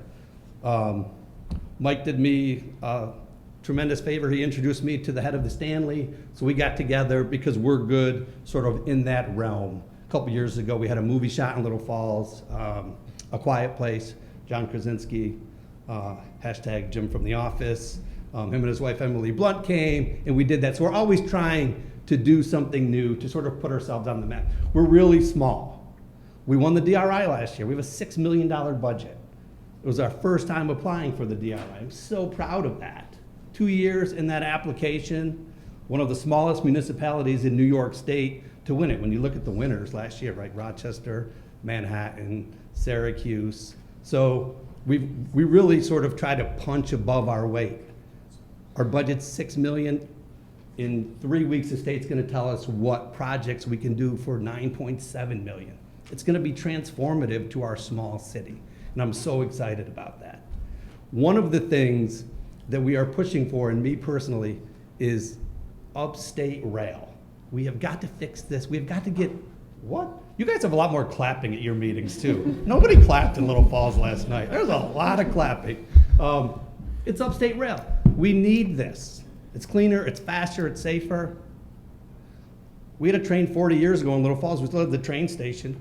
We're just not very good at it in New York State. You should be able to go to Utica or downtown Little Falls and get to a Bills game or get down to a Yankee game. Now what do? Get down to Poughkeepsie, 2 hours, 2.5, head down, maybe go to Rensselaer. It's too much work. It's too much work. So the economic benefit that I sort of foresee, along with stopping this exodus of people leaving New York State, is passenger rail. Other states have figured it out. Overseas, one of the benefits of being in the Navy is getting to travel. They have this. It's not that hard. We have the tracks. I testified in Albany in front of an assembly committee on this point exactly of how it would benefit all along the corridor. If you live from Buffalo to Albany, that's controlled by CSX. It's Amtrak the other way, Albany down to the city. But that corridor, Glimmerglass, Adirondacks, Geneva, the whole lake section, sort of, it would be a game changer if we were allowed. The technology is there, so if you hear about it in your lives, hey, I heard something about a train potentially being in the Mohawk Valley or in Utica, please be supportive of it. I'm gonna start talking about it a little more. We hired a consultant about 2 years ago. We've gotten, I mean, we're probably rounding third on this. We've gotten a lot of great data. We're sort of at the coalition building stage right now. So hopefully you hear more about the train. So the only reason that I wanted to come tonight is, I don't know, it's silly to me to see lines on a map, right? We're Little Falls. We're the same as Herkimer, as Ilion, as Frankfurt. You guys are bigger. You know, my codes guys has the same issue as Marcus, except we just have less of them. We all, you know, common solutions to common problems. We have the same climate. We have the exact same issues. It's just a scalability thing. We're simply smaller. We have more hills. Can we talk about the Cheese Fest hills? Driving a truck for all those years, I was always worse. What are you, 100? Yeah. All right, let's, all right. Okay. Calm the floor, yeah. I apologize. Yeah, no, it's fine. As you were saying. I apologize for rambling on. I do appreciate your time. Feel free, if you're ever in Little Falls, or reach out. I just want to sort of build this relationship both east and west as we move forward. And thank you for the time. I do appreciate it. Thank you.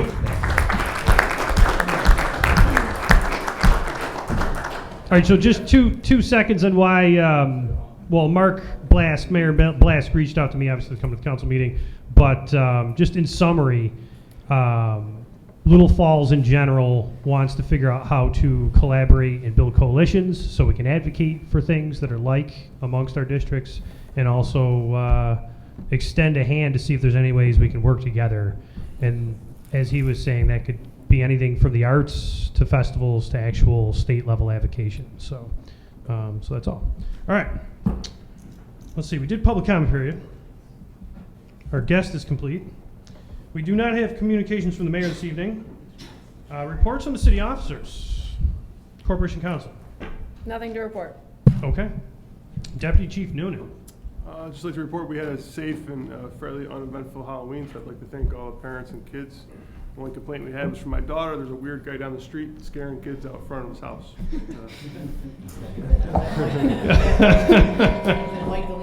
It may have been Mike Galimi. All right, so that's all I have. Nice, I love it. I love it. Commissioner of Codes. Two things.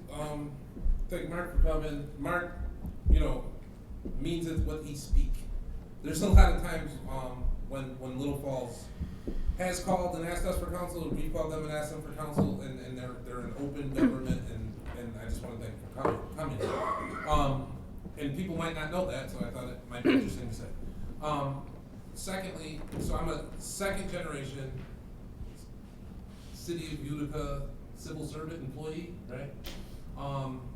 The first was my father, is on the council for 12 years, and I think the closer you get to government, the more you realize that it's not like processes and things and buildings, it's people. And the people are the people that make it run. And I'm proud of how far Utica's come in my lifetime. I think it's come really far. I think it's the most exciting time of my life to be a Utican because of all the opportunities going on and everything we have. And one of the people that have made it go over these years has been Judge Garamo. And today's his birthday, so I wanted to publicly say happy birthday to Judge Garamo.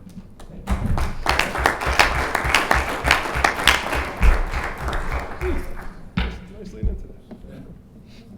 Anything else this evening? It's okay for a cold commission. You all set? Are we good? You good? Marcus? Yeah, I'm done. All right. First District, Councilmember Katie Aiello, you have the floor. Thank you, Mr. President, and thank you to everybody who came out tonight and everybody who's so engaged. I hear things at my coffee shop, just talking with people, and I hear on the street that they like it, but then to see the outpouring of people too, I'm kind of blown away by tonight.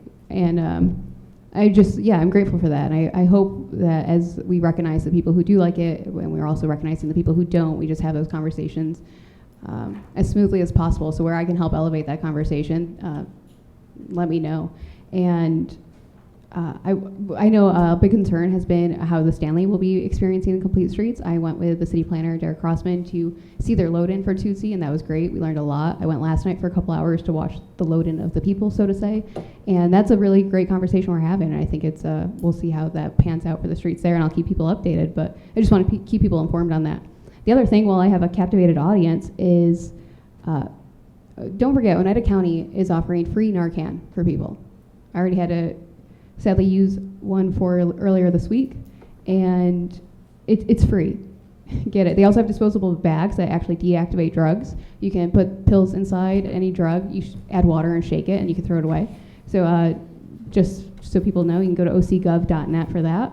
And the last thing, so West Utica Neighborhood Association meeting is Wednesday, November 9th at 6 p.m.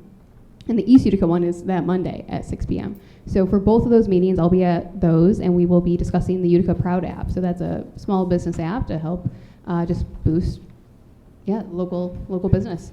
And if anybody has more questions, you can reach out on that.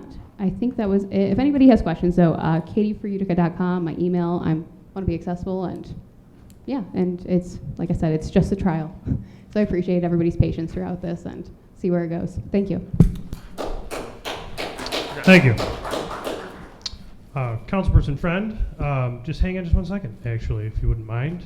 Deputy Chief Noonan has one more. I just forgot to mention, I think it was 2 weeks ago or a week and a half ago, so former Chief Charles Cleveland, who's also a Medal of Honor winner, was inducted, I can't say this, posthumously?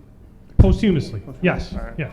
Into the United County Historical Society, and that was due in large part to Councilman Williamson. So I just want to thank him for his appreciation of Utica history and the push to have him inducted into the Hall of Fame. Thank you. Thank you. All right, 3rd District, Councilperson Friend, you have the floor. Thank you, Mr. President. I also am really pleased to see so many people here tonight being so articulate and advocating for the things that they care about. That's really great. I just have one other thing. I participated in Harvest on the Hill this past weekend, and it was fabulous. It was the first time that they had done Harvest on the Hill since 2019, so it was the first post-COVID version of that. So for people who don't know, it's a candy giveaway, sort of a trick-or-treat substitute where children and families walk up and down James Street, and lots of people put out candy. And if you ever think about doing it and you're asking yourself, did I bring enough candy? The answer is no, and we'd like you to go back and get more. But what's really great about the organizers is that they actually fill up the trunks of their cars with big bags of candy and walk around and say, how are you doing? And the answer was almost running out. And so the organizers, Sonora Pierce and a whole bunch of other people, do a really terrific job putting it on. I probably gave candy to 1,000 children. It was nothing but joyful and fun. I really appreciate the organizers who do that and all the families and the children. There were a number of, a very popular costume chief was a police officer.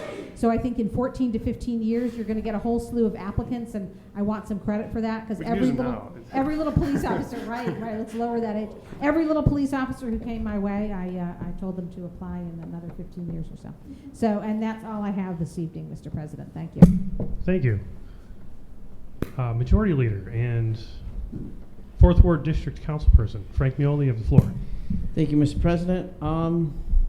Those of us who didn't have the opportunity to vote, still got a few more days of early voting. It's good until this Sunday. So check your schedule, check the Oneida County website. They'll give you the locations. You can vote MVCC. You can vote in New Hartford Town Hall. If you're in Rome, stop over in the Senior Citizen Center. You can vote there, or Whitesboro Town Hall. The numbers are coming out really high. We love the participation. A lot of people are coming out and vote with early voting. Of course, if you can't make it November 8th, you have some time. So if you go by a voting location and you just want to pull in and cast your vote, please do so. We love to hear the people's voice and how they want to run their areas, especially the county. And please exercise your right to vote. There's a lot of people who sacrifice their lives for you to have the right to vote, and a lot of wars passed, and please respect them and get to the polls. Thank you. Thank you. 5th District Council Member Venice Irvin, you have the floor. Thank you, Mr. President. I'll just reiterate what Councilman Friend said. Harvest on the Hill was great. The kids are still talking about it. Some of the ones that did come down by my house came on Halloween too. So they were trying to get more double candy dipping. than they already had. So that was all right, because they still look at the 31st as Halloween, even though Harvest on the Hill gives them enough candy for the rest of the year. So that was a good thing. Secondly, Cornhill has really been doing a great job with a lot of the renovations. And I give a lot of credit to not only the people that have been living there for a long time, but a lot of the immigrants that are coming from different places are doing a miraculous job with some of the houses that they're buying. Because we sit here and we, approve a lot of sales of homes, especially in the Cornhill area and other areas. But some of the work that they're doing is unbelievable, and they're really making it look nice. So I have to give it to them that they're just really improving how the neighborhood looks. So I have to say thank you to them. Thank you. 6th District Councilperson Joe Beatrice, you have the floor. Yes, thank you, Mr. President. I'd like to reiterate Marcus's wishes to Judge Garamone also. I just want to touch on a couple items. Since I was one of the council people who voted against the resolution, I'm going to speak for the other 3 people who voted against it too. None of us were against the resolution. We were against the way it was permitted. All we asked was to put it in committee so we could talk about it, kind of like these people came tonight. They did a beautiful job, and thank you for coming. I meant to say that before I went on what I was saying. But all we asked was to put this into committee so we could learn about it. So early in the year, there was council people on this very council who, when we brought legislation out, would send it back, put it in committee. They didn't have time to read it. They didn't have time, and everything had to be changed. This resolution was literally given to us 5 minutes before a 6 o'clock meeting. And all we asked for was to put it in committee so we could talk about it, kind of like you people all came tonight with all your great ideas. Okay? That's all we asked for. Nobody was turning it down. Nobody was saying they were against it. How could we be against it? We didn't know what it was. So now, last week, we're talking about trucks parking in the middle lane. Tonight, it's okay for the truck to park in the running lane because there's not enough room. There was one speaker mentioned that there was more than one spot to park. Between Elizabeth Street and Oriskany Boulevard, there are 2 turning lanes. There's a spot for 1 truck. So that means now I go through there in the morning, we're parked, and I don't want to go over the safety or anything. I just want to reiterate my point. Now it's okay, we're saying it's okay, there's enough room, we can park in the bike lane. Or, as the other gentleman said, the running lane. So how's that guy going to be safe in the morning when he's running, when the bus is here letting the people off, when the truck is delivering here, and nobody's parking in the middle of the road? I haven't seen a truck all week long. And that's all I'm going to say, because it could be great, but we did not know about it. I can't speak for my other 3 colleagues here, but that's where I came about. If we had a meeting like this, if we had it in committee, we talked about it, maybe a PowerPoint, we would have been a lot different. It would have been a lot different. So thank you, Mr. President. That's all I have to say tonight. Thank you. Councilman at Large and Minority Leader, Mark Williamson, you have the floor. Thank you, Mr. President. I have nothing to pass. Thank you. Councilwoman at Large, Samantha Colosimo-Testa, you have the floor. Thank you, Mr. President. First, I want to thank the police and the fire department at the elementary school I teach at. They came and passed out candy and helped us get escorted to the Parkway Rec Center. I want to thank them as well. They handed out candy to over 650 students at Watson Williams Elementary, all donated, and it was a wonderful time. So thank you to all those involved. It's nice to get back in the swing of things. Now that COVID, the COVID restrictions have been lifted inside the city. Mayor Blask, I really appreciate you coming. I think that any type of communication between municipalities is very important. Upstate Rail, that was something that was talked about with this body, not this specific body, but on the council. Senator Griffo was a huge proponent of trying to initiate that with the state. So I would have no problem coming to Little Falls and speaking at a council meeting and so on and so forth to let them know that we would possibly do a joint resolution if that's something to do. Also, you talk about complete streets. I was on the council back in 2014, and it took me about 2 years to put together the complete streets legislation. It was very thorough, very detailed. We had the state DOT here. We had a number of engineers, you name it, come in and help us explain how we can implement complete streets inside the city. So again, if that's something that you would be interested in doing in the city of Little Falls, I would have no problem coming there and explaining how we were able to implement it inside the city. With that said, I think that there was plenty of discussion tonight about the Genesee Street complete streets policy that was implemented. And I think the most frustrating part for me is that I had to vote against a piece of legislation. Number one, because the complete streets law that was implemented back inside the city in 2016 did not have a checklist that was completed with it. Okay, the police department had 0 input on it. The fire department had 0 input on it. The map that we received that literally just had lines drawn on it was from 2012.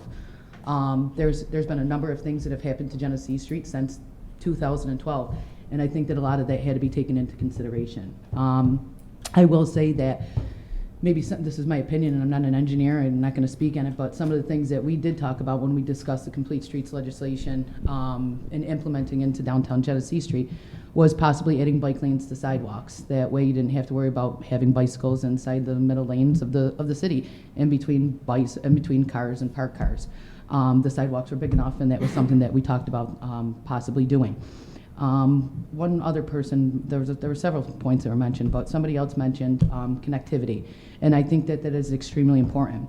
And one of the things that the local law that I had passed back in 2016 talked about was anytime you repave a road or you reconstruct a road, you had to complete the complete street policy in with that road.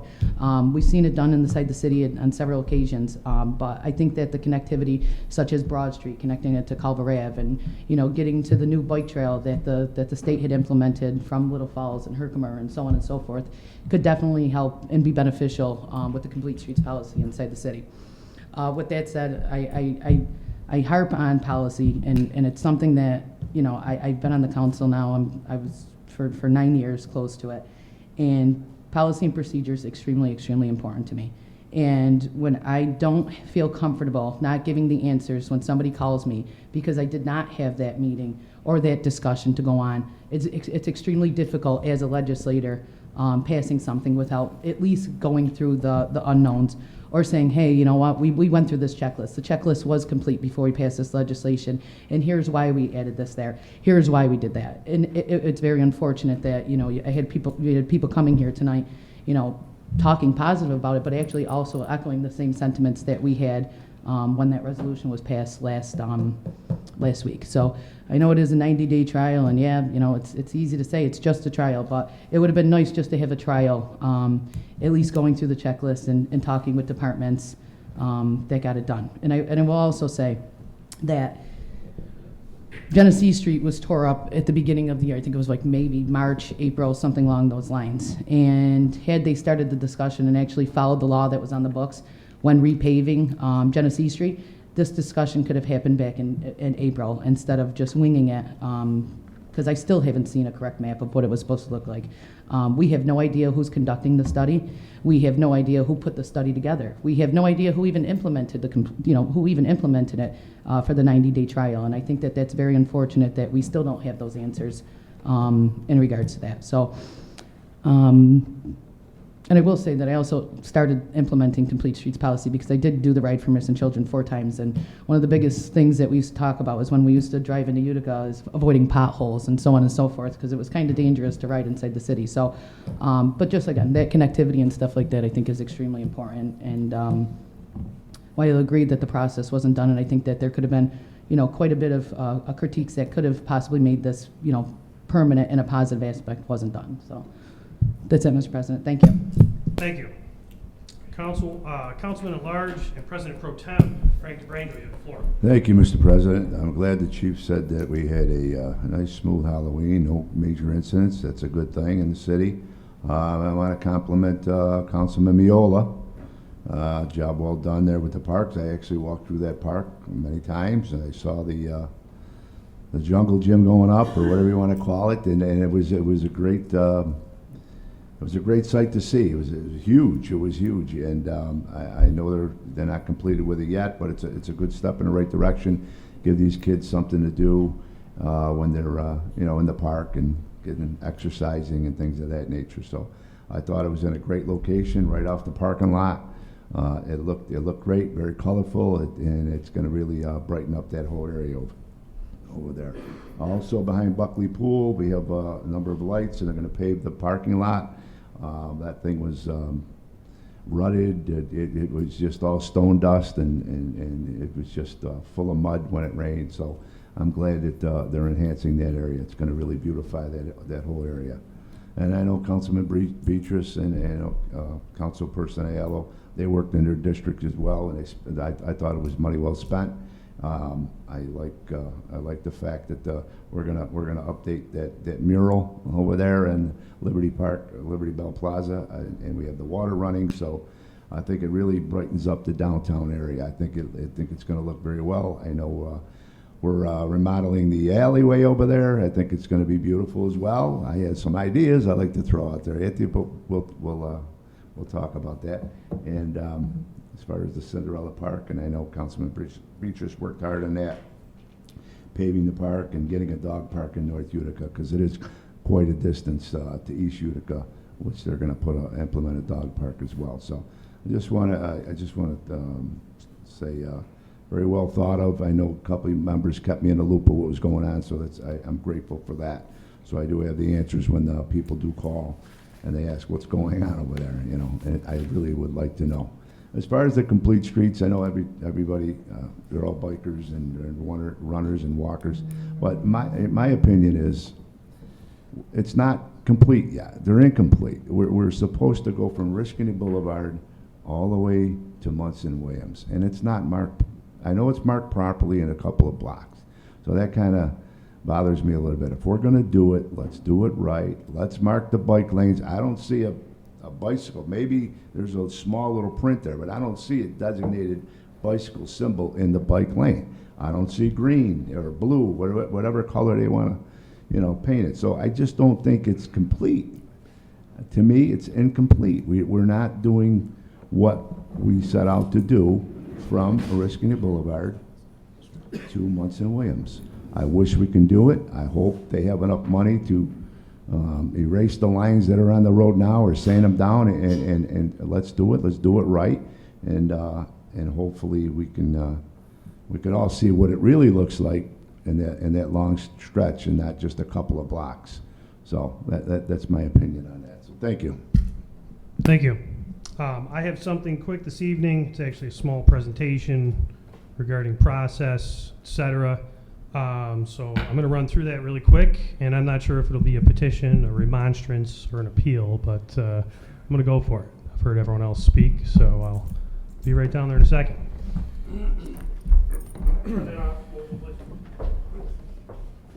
If the technology works, I have to thank the AV person for tracking down a laptop that actually can connect to this television.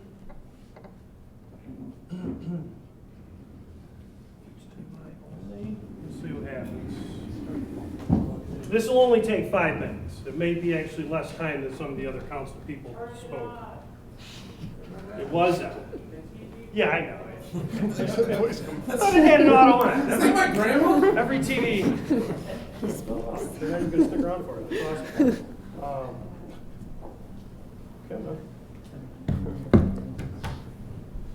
You have 4 minutes. Yeah. Send it to us in an email. No, I can't send it. What is it? Can we watch it with Yeah, let's watch the movie. There. That's No. Amy's laptop. Thank you. This is not my laptop. All right. Right. Part of the reason I wanted to do this today was in prior times, I typically would inject what I believe should be some process into the decisions the council would make. In this specific case with this traffic configuration study, obviously this was passed a week and a half ago. So that's there, but I still want to give this presentation because this is the input I would have had we had committee meetings moving forward. And I do believe that these are the things we should still be considering moving forward. And a lot of it's going to apply because this council, whether they voted yes or no on the resolution to request that the administration implement a 90-day trial, this council is going to have to hash it all out in the end and figure out what to do with it. So every single person before us is going to have to still deal with this. All right, so goals, priorities, and analysis, right? This is about how we would go about doing this if we started from scratch. And this applies because guess what? We're talking about 4 or 5 blocks of Genesee Street right now. This could happen over and over and over again. Part of what I'm doing is also regurgitating lessons learned from participating in all of the public interaction that the state did with the 5S reconfiguration, all through Oriskany Boulevard and through till the 5S Broad Street. That was multiple public meetings, et cetera. But then after that was complete, the city had to step in and actually get residential people, stakeholders with businesses together because there was unfinished pieces around that the city had to come together and bring people together and figure out what to do with Lower Genesee Street. If everyone remembers, that was unfinished. They left that to us to decide what to do with. So goals must be specified and prioritized, right? What does that mean? Well, what and why are we doing? Are we reducing traffic? Are we accommodating different types of pedestrian traffic? Reducing usage of personal motor vehicles, specifying designated cycling lanes, maintain equivalent commerce and activity and growth, etc. That actually is encompassed in the Complete Streets policy, which sits in our city code. There's an entire assessment that one would go through to assess who uses the road, where you want the future of that road to go through, etc. Obviously, we're doing the trial now, so it's been passed and implemented the way it was. So we're going to see where that goes. What are we defining as success? At the end of the trial, what are our metrics? I know there was another speaker this evening who brought this up, but we need quantitative analysis throughout the study. Otherwise, we're only going to have social and emotional data. What are we measuring based on our goals and priorities? How will we perform comparative analysis of current proposed grid configurations? These are all questions because I don't want to dictate this. These are the things I want the council to think about when we're moving forward doing this. This is what I want the administration and the engineering department to think about as we move forward in the city of Utica, starting to do more and more of these things. Again, how do we start, assess, and conclude? That's the biggest reason why I wanted to go through this. Pre-trial steps. Coordinate with the administration. Assess timing of trial. Identification of impacted parties and direct stakeholders, including municipal entities. Study the current grid use and gather quantitative data. My biggest qualm right now with doing this as is, granted there's going to be other historical data, but my input, if we were talking about this openly prior to it being done, I would have requested that we actually do traffic count flow analysis, for example, on Park, on John, on State, all of the ancillary pathways around Genesee Street, because we want to know how many people are traveling through downtown as a whole, visiting downtown as a whole. We want to know where that traffic may get pushed to or reduce overall or increase overall. Those are things that we did not look at prior to this study. Somehow we do need to gauge that moving forward. Communicate with stakeholders. That's the way this just went down. I don't need to get into that. Everyone's been flipping out about it in social media and radio. And I've been involved in the discussing process. We don't need to hash that one out. Communicate with the public. This could be public announcements, public meetings to explain end-to-end trial timeline, and to gather input and take questions for further revision. The reason this is a little bit different than direct stakeholders is people who use the actual streets might not be there every day, but they're still stakeholders. Refine configuration based on the pre-trial input and assessment, move to implement the trial in the grid. This whole thing would have taken place. This is what I witnessed the state do with 5S.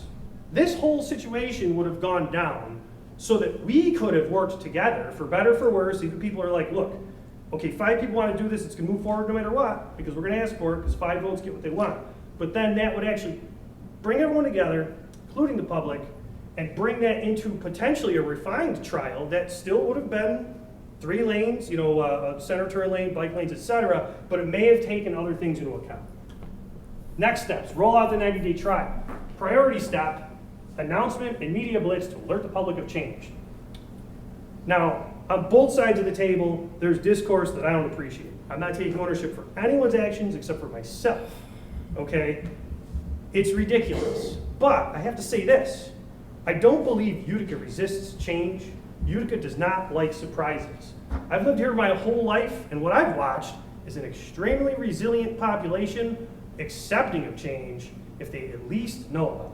So that's huge. That goes for any project in the city, okay? Get the work done.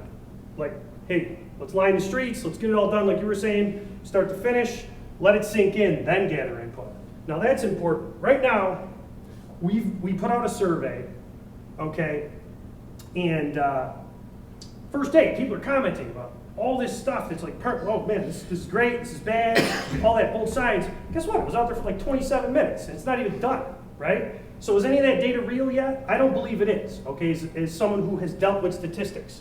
Now, any quantitative study that was done prior, like the roads, Park Ave, John Street, State Street, all those ancillary connectivities, that whole grid, that should actually have taken place before and then implemented, say, 30 days into that trial when people start to get used to that, and do it again so that you can actually compare what's going on. Because it's not just, you're trying to figure out how to reconfigure a street and not affect negatively what's going on right now with that street. One of those things is commerce, okay?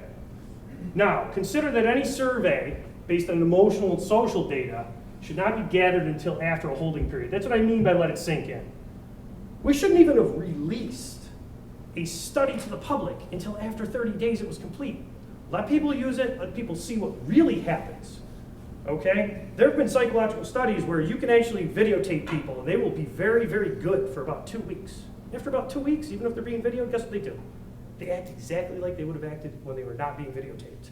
So you have to let studies sink in when it's a change like that to see what people do. And then after, look, we have to compile data in reportable format. I'm sure that'll happen. The engineering department's on it, but we'll see. All right, now question. Are we done in 90 days? And this is for now. This is where we're getting to the now, right? Because we already restriped the roads. Well, we almost finished restriping them. Are we done in 90 days, or is there a 30-day decision window for post-trial assessment and final legislative consideration? That's huge, because we probably shouldn't be saying yes or no to exactly what's there right now. So post-trial actions, right? The legislative decision to make permanent or not. We have to gather the post-trial period data from impacted parties and direct stakeholders. We need to gather post-trial period input from indirect stakeholders, i.e. public presentation of the study, QA from public. I took part in what the state did with this. It works. You actually get through the thick of people being concerned with it, and they actually start working together, give you real data points to work with. Integrate input from the above and any other sources into a final reconfiguration proposal. This is the important part here. What we should be doing now that this trial is happening is letting this take place and then working together to make the best version of what this trial resulted in before we go try and vote on it, right? Let's say, okay, we'll take all the input. Let's say some of the turn lanes need to be longer. Let's say some parts can't be 3 lanes. I have no idea what's going to happen, right? Can't predict that. But when we're done with this, we have to create the best proposal out of that we can before we bring it to a vote. At that point, we make a legislative decision. We implement either final modifications or return it to its original configuration. Now, I've got this point in here. It would be advised that in either case, lessons learned from the trial would be integrated. That's what I was talking about the modifications of what's really there right now. Other considerations. Now, this is just stuff I might throw out there. And guess what? This last week happened. We had Halloween. I was scared kids, as Ed said. But I wanted to provide this input because if we had committee meetings prior, this is, whether the council wanted to hear it or not, I would have done this and said, hey, think about this stuff before we move forward. Okay, other consideration. Communication is key, no matter what. Whether it's with your council people, the administration, the public, business, etc. If you rip that Band-Aid off, and what we've learned time and time again is whether you tell people now or later, they're all going to freak out. But they might freak out just a little bit differently because they know what's coming, right? We are not at peak commerce or residential capacity. This is something I do want people to think about within the context of this study. Bank Place is now under reconstruction. We lost, I think it's 10 plus storefronts there. Okay, Nexus is not online yet. Hospital's not online yet. We also have an entire block, which I believe Bauer still owns, next to the Fort Schuyler. Those storefronts are also gone. Now, I appreciate the fact that this did not eliminate any parking, right? But the reality is we are not at our peak traffic level or pedestrian level, okay, at this current juncture. We should take the seasons into account. I don't know how, but we should think about that. We should think about what the runners said, what the cyclists said, what the drivers say when they now have runners and bikers on the road with them. We all have to work together so we don't run each other over, right? Cyclists, are they local? Are they pedestrian? Are they traveling? Empire Trail, right? And other. Now, I mentioned the Empire Trail. Celeste, you mentioned this the other day too. I wanted to bring this up because let's say, for some crazy reason, this does go the other way and Genesee Street goes back, right? We still should have a cycling trail through the city. Now, maybe it doesn't end up, and this is my own opinion here, this is it, and then I'm done, right? Maybe it doesn't end up on Genesee Street. Maybe going north to south, you're on the left-hand side of Jenny going up, and you're on Park or John. And then you end up in the museum district, right? Where MWPAI is. And then maybe when you're coming back north, you're on the other side, maybe your state. I don't know how it would work, but my point is we do need to figure out how to get a cycling trail through the city so that people who are riding bikes with families and or for recreational purposes can visit all those different places. It's not just about Genesee Street, okay? That all does need to be taken into account as well. Because that's huge. We used to go to lunch with them at Aquavino years ago when they would ride the Empire Trip. And they said, look, Utica's awesome, but we got to somehow connect uptown from downtown, right? And then other. I put other in there because if we were talking about this in a committee meeting, whatever, that would just be like, whatever you guys want to talk about. But I just wanted to give this presentation because I really think it's important to think about those points as we move forward, whether you want this or not, because it is a change that is going to affect everyone, whether directly or indirectly. That's about it. Thank you. That was a lot better than the grant we got last year. I would just like to point out that this sets a new precedent for remonstrances, and I'll be bringing some PowerPoints into your live soon. Long, detailed PowerPoints. Everybody, I'm sure you're looking forward to that. All right, well, I'm sure if someone timed me, since I didn't rescind the floor back, I've spoken for less time than many people have spoken before without a PowerPoint presentation. So I thought it would be good to gather those thoughts. And before I'm done, I'd like to discuss the discourse. Okay, people keep talking about Facebook. Okay, Facebook. But here's the problem. It's not just Facebook, it's word of mouth. And it's not just people who are against this going crazy and people who are for this. This shouldn't even be a for or against competition. 5 people wanted to implement a trial. We got to figure out if it works or not. We got to work together for that. Okay? Word of mouth goes around too, and I've been subject to it. So have many of my other colleagues. So I would like everyone to actually move forward a little bit more professionally with this entire situation. All right, moving on. Mr. President. Yes. Mr. President. I just want to mention, I know Celeste, I know he says he had his talk and his say, but he is the deciding vote if there's a 4-4 tie. So he should be able to have something to say tonight. That's all I want to say. And thank you for that, because that's always my rationale. Everyone wants to keep me out, but if there's 8 people here, guess who's making the decision? All right. Mr. President, can I ask a question that even just put it on the record of where I have confusion? I know that's out of order, but if we can. If you'd like you want to to wait, I can. No one else asked questions or remonstrances. If you'd like to speak with me after the meeting, that would be great. Thank you.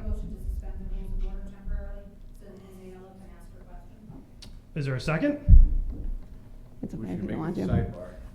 I think it's. No, it wasn't voted on Wasn't yet. voted? Any opposed to suspending the rules that everyone else was afforded? The only thing I have opposed to is because it should be a sidebar, because that could be very lengthy. You know, that could be very lengthy.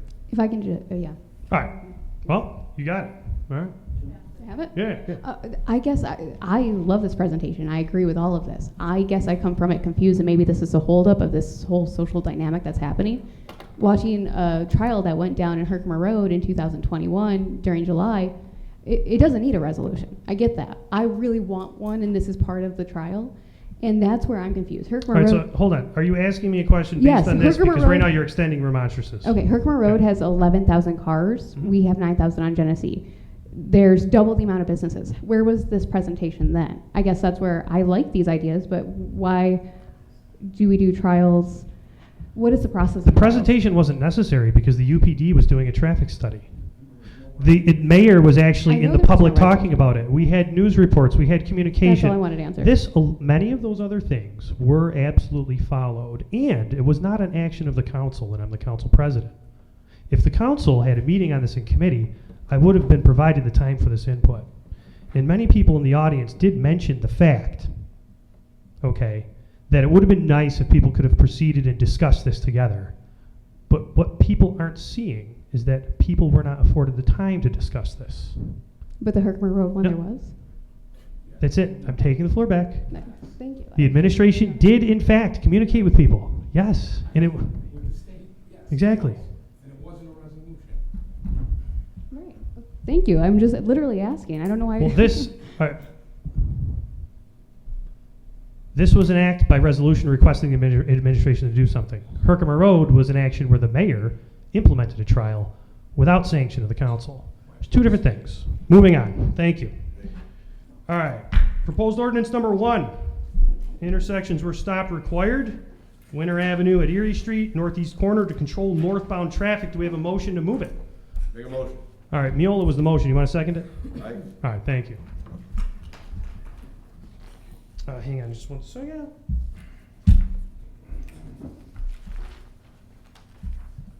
All right, section 216, 358, Schedule C, intersections where stops required, be amended to include the following. Winter Avenue at Erie Street, northeast corner, to control northbound traffic. Be it further ordained that the proper signage be erected where necessary. Your votes. 8 yeas adopted.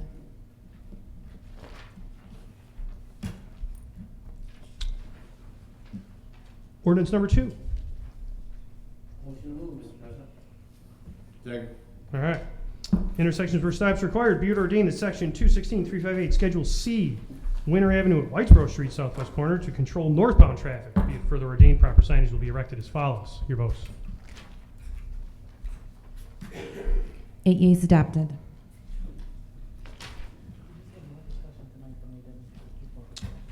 Proposed resolution number 3, calling for a public hearing on the sale of 1122 Miller Street. Motion to move, Mr. President. Second. Second from Williamson. Whereas the Urban Renewal Agency is the owner of 1122 Miller Street, the developer plans to construct a new mixed-use multi-story building. The purchase price of the property is $0. Therefore, be it resolved that the Utica Common Council will conduct a public hearing on Wednesday, November 16th at 7 p.m. Your votes.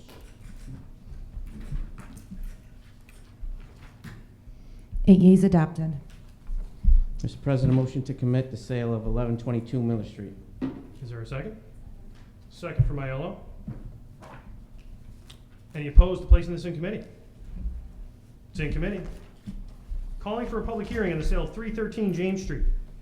Whereas the Utica Urban Renewal Agency is the owner of 313 James, it will be sold to Impact Cornhill LLC for a purchase price of $0. The public hearing will be held November 16th, 2022. The sale, Resolution calling the for sale a is $0? Yes, the same as the other one. I know, but I just couldn't, we're allowed to sell things for $0? Isn't that considered a gift? I mean, shouldn't it be like a penny or a dollar? It's a nonprofit. It doesn't matter if it's a nonprofit. I mean, It's the a city, valid question. it's a city-owned property. However, this is calling for the public hearing. Right, So just we to, can figure that out between just to now get and some next week. clarification. No, I can get my. Well, regardless, this is the public, I mean, this is Okay, calling for the all right. public. Mr. President, I'd like the motion to move. So But it we would, got I one. mean, usually we do sell something, even if we, like, give it back to people, it's like for a dollar. Second by. I'd like to request the floor back. We don't need to discuss this right now. Councilman Irvin, would you like to second? No, that's all I was saying, but it needs to be clarified before. It's our contribution. All right, hit the gavel. I don't have the gavel today. Who's the second on this? I'll second. I'll second. Got lots of seconds. I'm gonna go with Beatrice. I heard him first. All right. Your votes in the public hearing. I would like to qualify my vote. Sure. Just for clarification, but The I last do. one was $0. I think that we have to clarify that it needs to be stated it is a gift, or it's, we have to put a dollar Historically, we've amount. always done $1. Yes. I'm with you. Okay. Okay, thank you. All right. We'll clarify. Thank you. Mr. President, motion to refer to committee ordinance number 6 for the sale of 313 Councilman, James hang on, Street. hang on just one quick second. Sandy, you to vote on that, Councilperson. Thanks. 8 yeas adopted. Motion to commit? Yeah. Ordinance number 6, sale of 313 James. Is there a second? Oh, I'm gonna go with Irvin on that. His hand up first. Thank you. Any opposed? It's in committee. Okay. We have a couple more pieces here.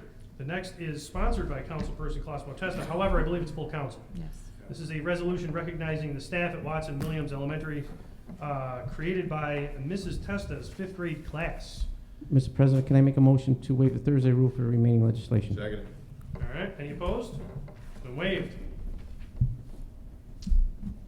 I'll read this. Resolution recognizing the staff at Watson Williams Elementary, created by Mrs. Testa's 5th grade class. If anyone's watching on YouTube, it was explained earlier that her class actually put this together, and it was formatted by Councilwoman Testa so that it could be submitted to the council, and the class could take part in government.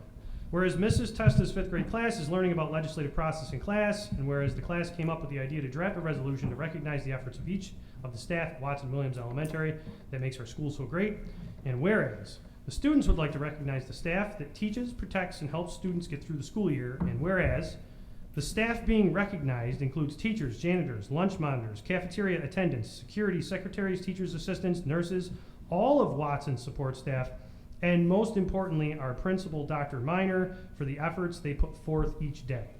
We as a class want to say thank you. Now therefore be it resolved that the City of Utica Common Council does hereby declare November 3rd as Watson Williams Staff Day in the city of Utica. Your votes. They did ask me why there was all those whereases, and I had no idea what the explanation was. I said it just flows that way. So thank you. I appreciate the support. No problem. Proposed 8 resolution. yeas number- adopted. Thank you. Proposed resolution number 8 is a resolution providing for a public hearing on a zoning text amendment. I have to apologize. Apparently, a couple meetings ago, we changed the rules of order and did 1,001 proclamations. After that, we did not open and close the public hearing, to which no one showed up for, and we have to call for that public hearing again. All right, I'll make a motion. All right. Whereas the Utica Common Council proposes an amendment to the zoning ordinance to limit the ability of neighborhood retail establishments from locating within 2,000 linear feet of each other, regardless of the zoning district in which they are located. Now therefore be it resolved that the Utica Common Council shall conduct a public hearing on said legislation, November 16th, 2022, 7 p.m. Your votes. Who moved this, by the way? Samantha moved and I second it, sir. Perfect, thank you. When is the public hearing for this? Next meeting. 8 yeas adopted. Yes, November 16th. Motion to close, Mr. President. More? No. Isn't there some stuff? Yeah, we got some stuff in committee still. I'd like to make a motion to discharge proposed ordinance number 26. I've got the list of the ones you wanted to discharge here. You can do it as a block. Yes, you would like to propose 26, and I believe proposed resolution 11 was also on the chopping block? Yep. 23. And 3. Oh, yeah, I got them both. D, D, D. All right, perfect. 11, 3, and 26. From committee, motion to discharge. Who's the second? Second. Thank you. Any opposed? They're gone. Motion to close, Mr. President. Have a Good now? great evening. Thank you. Thank you.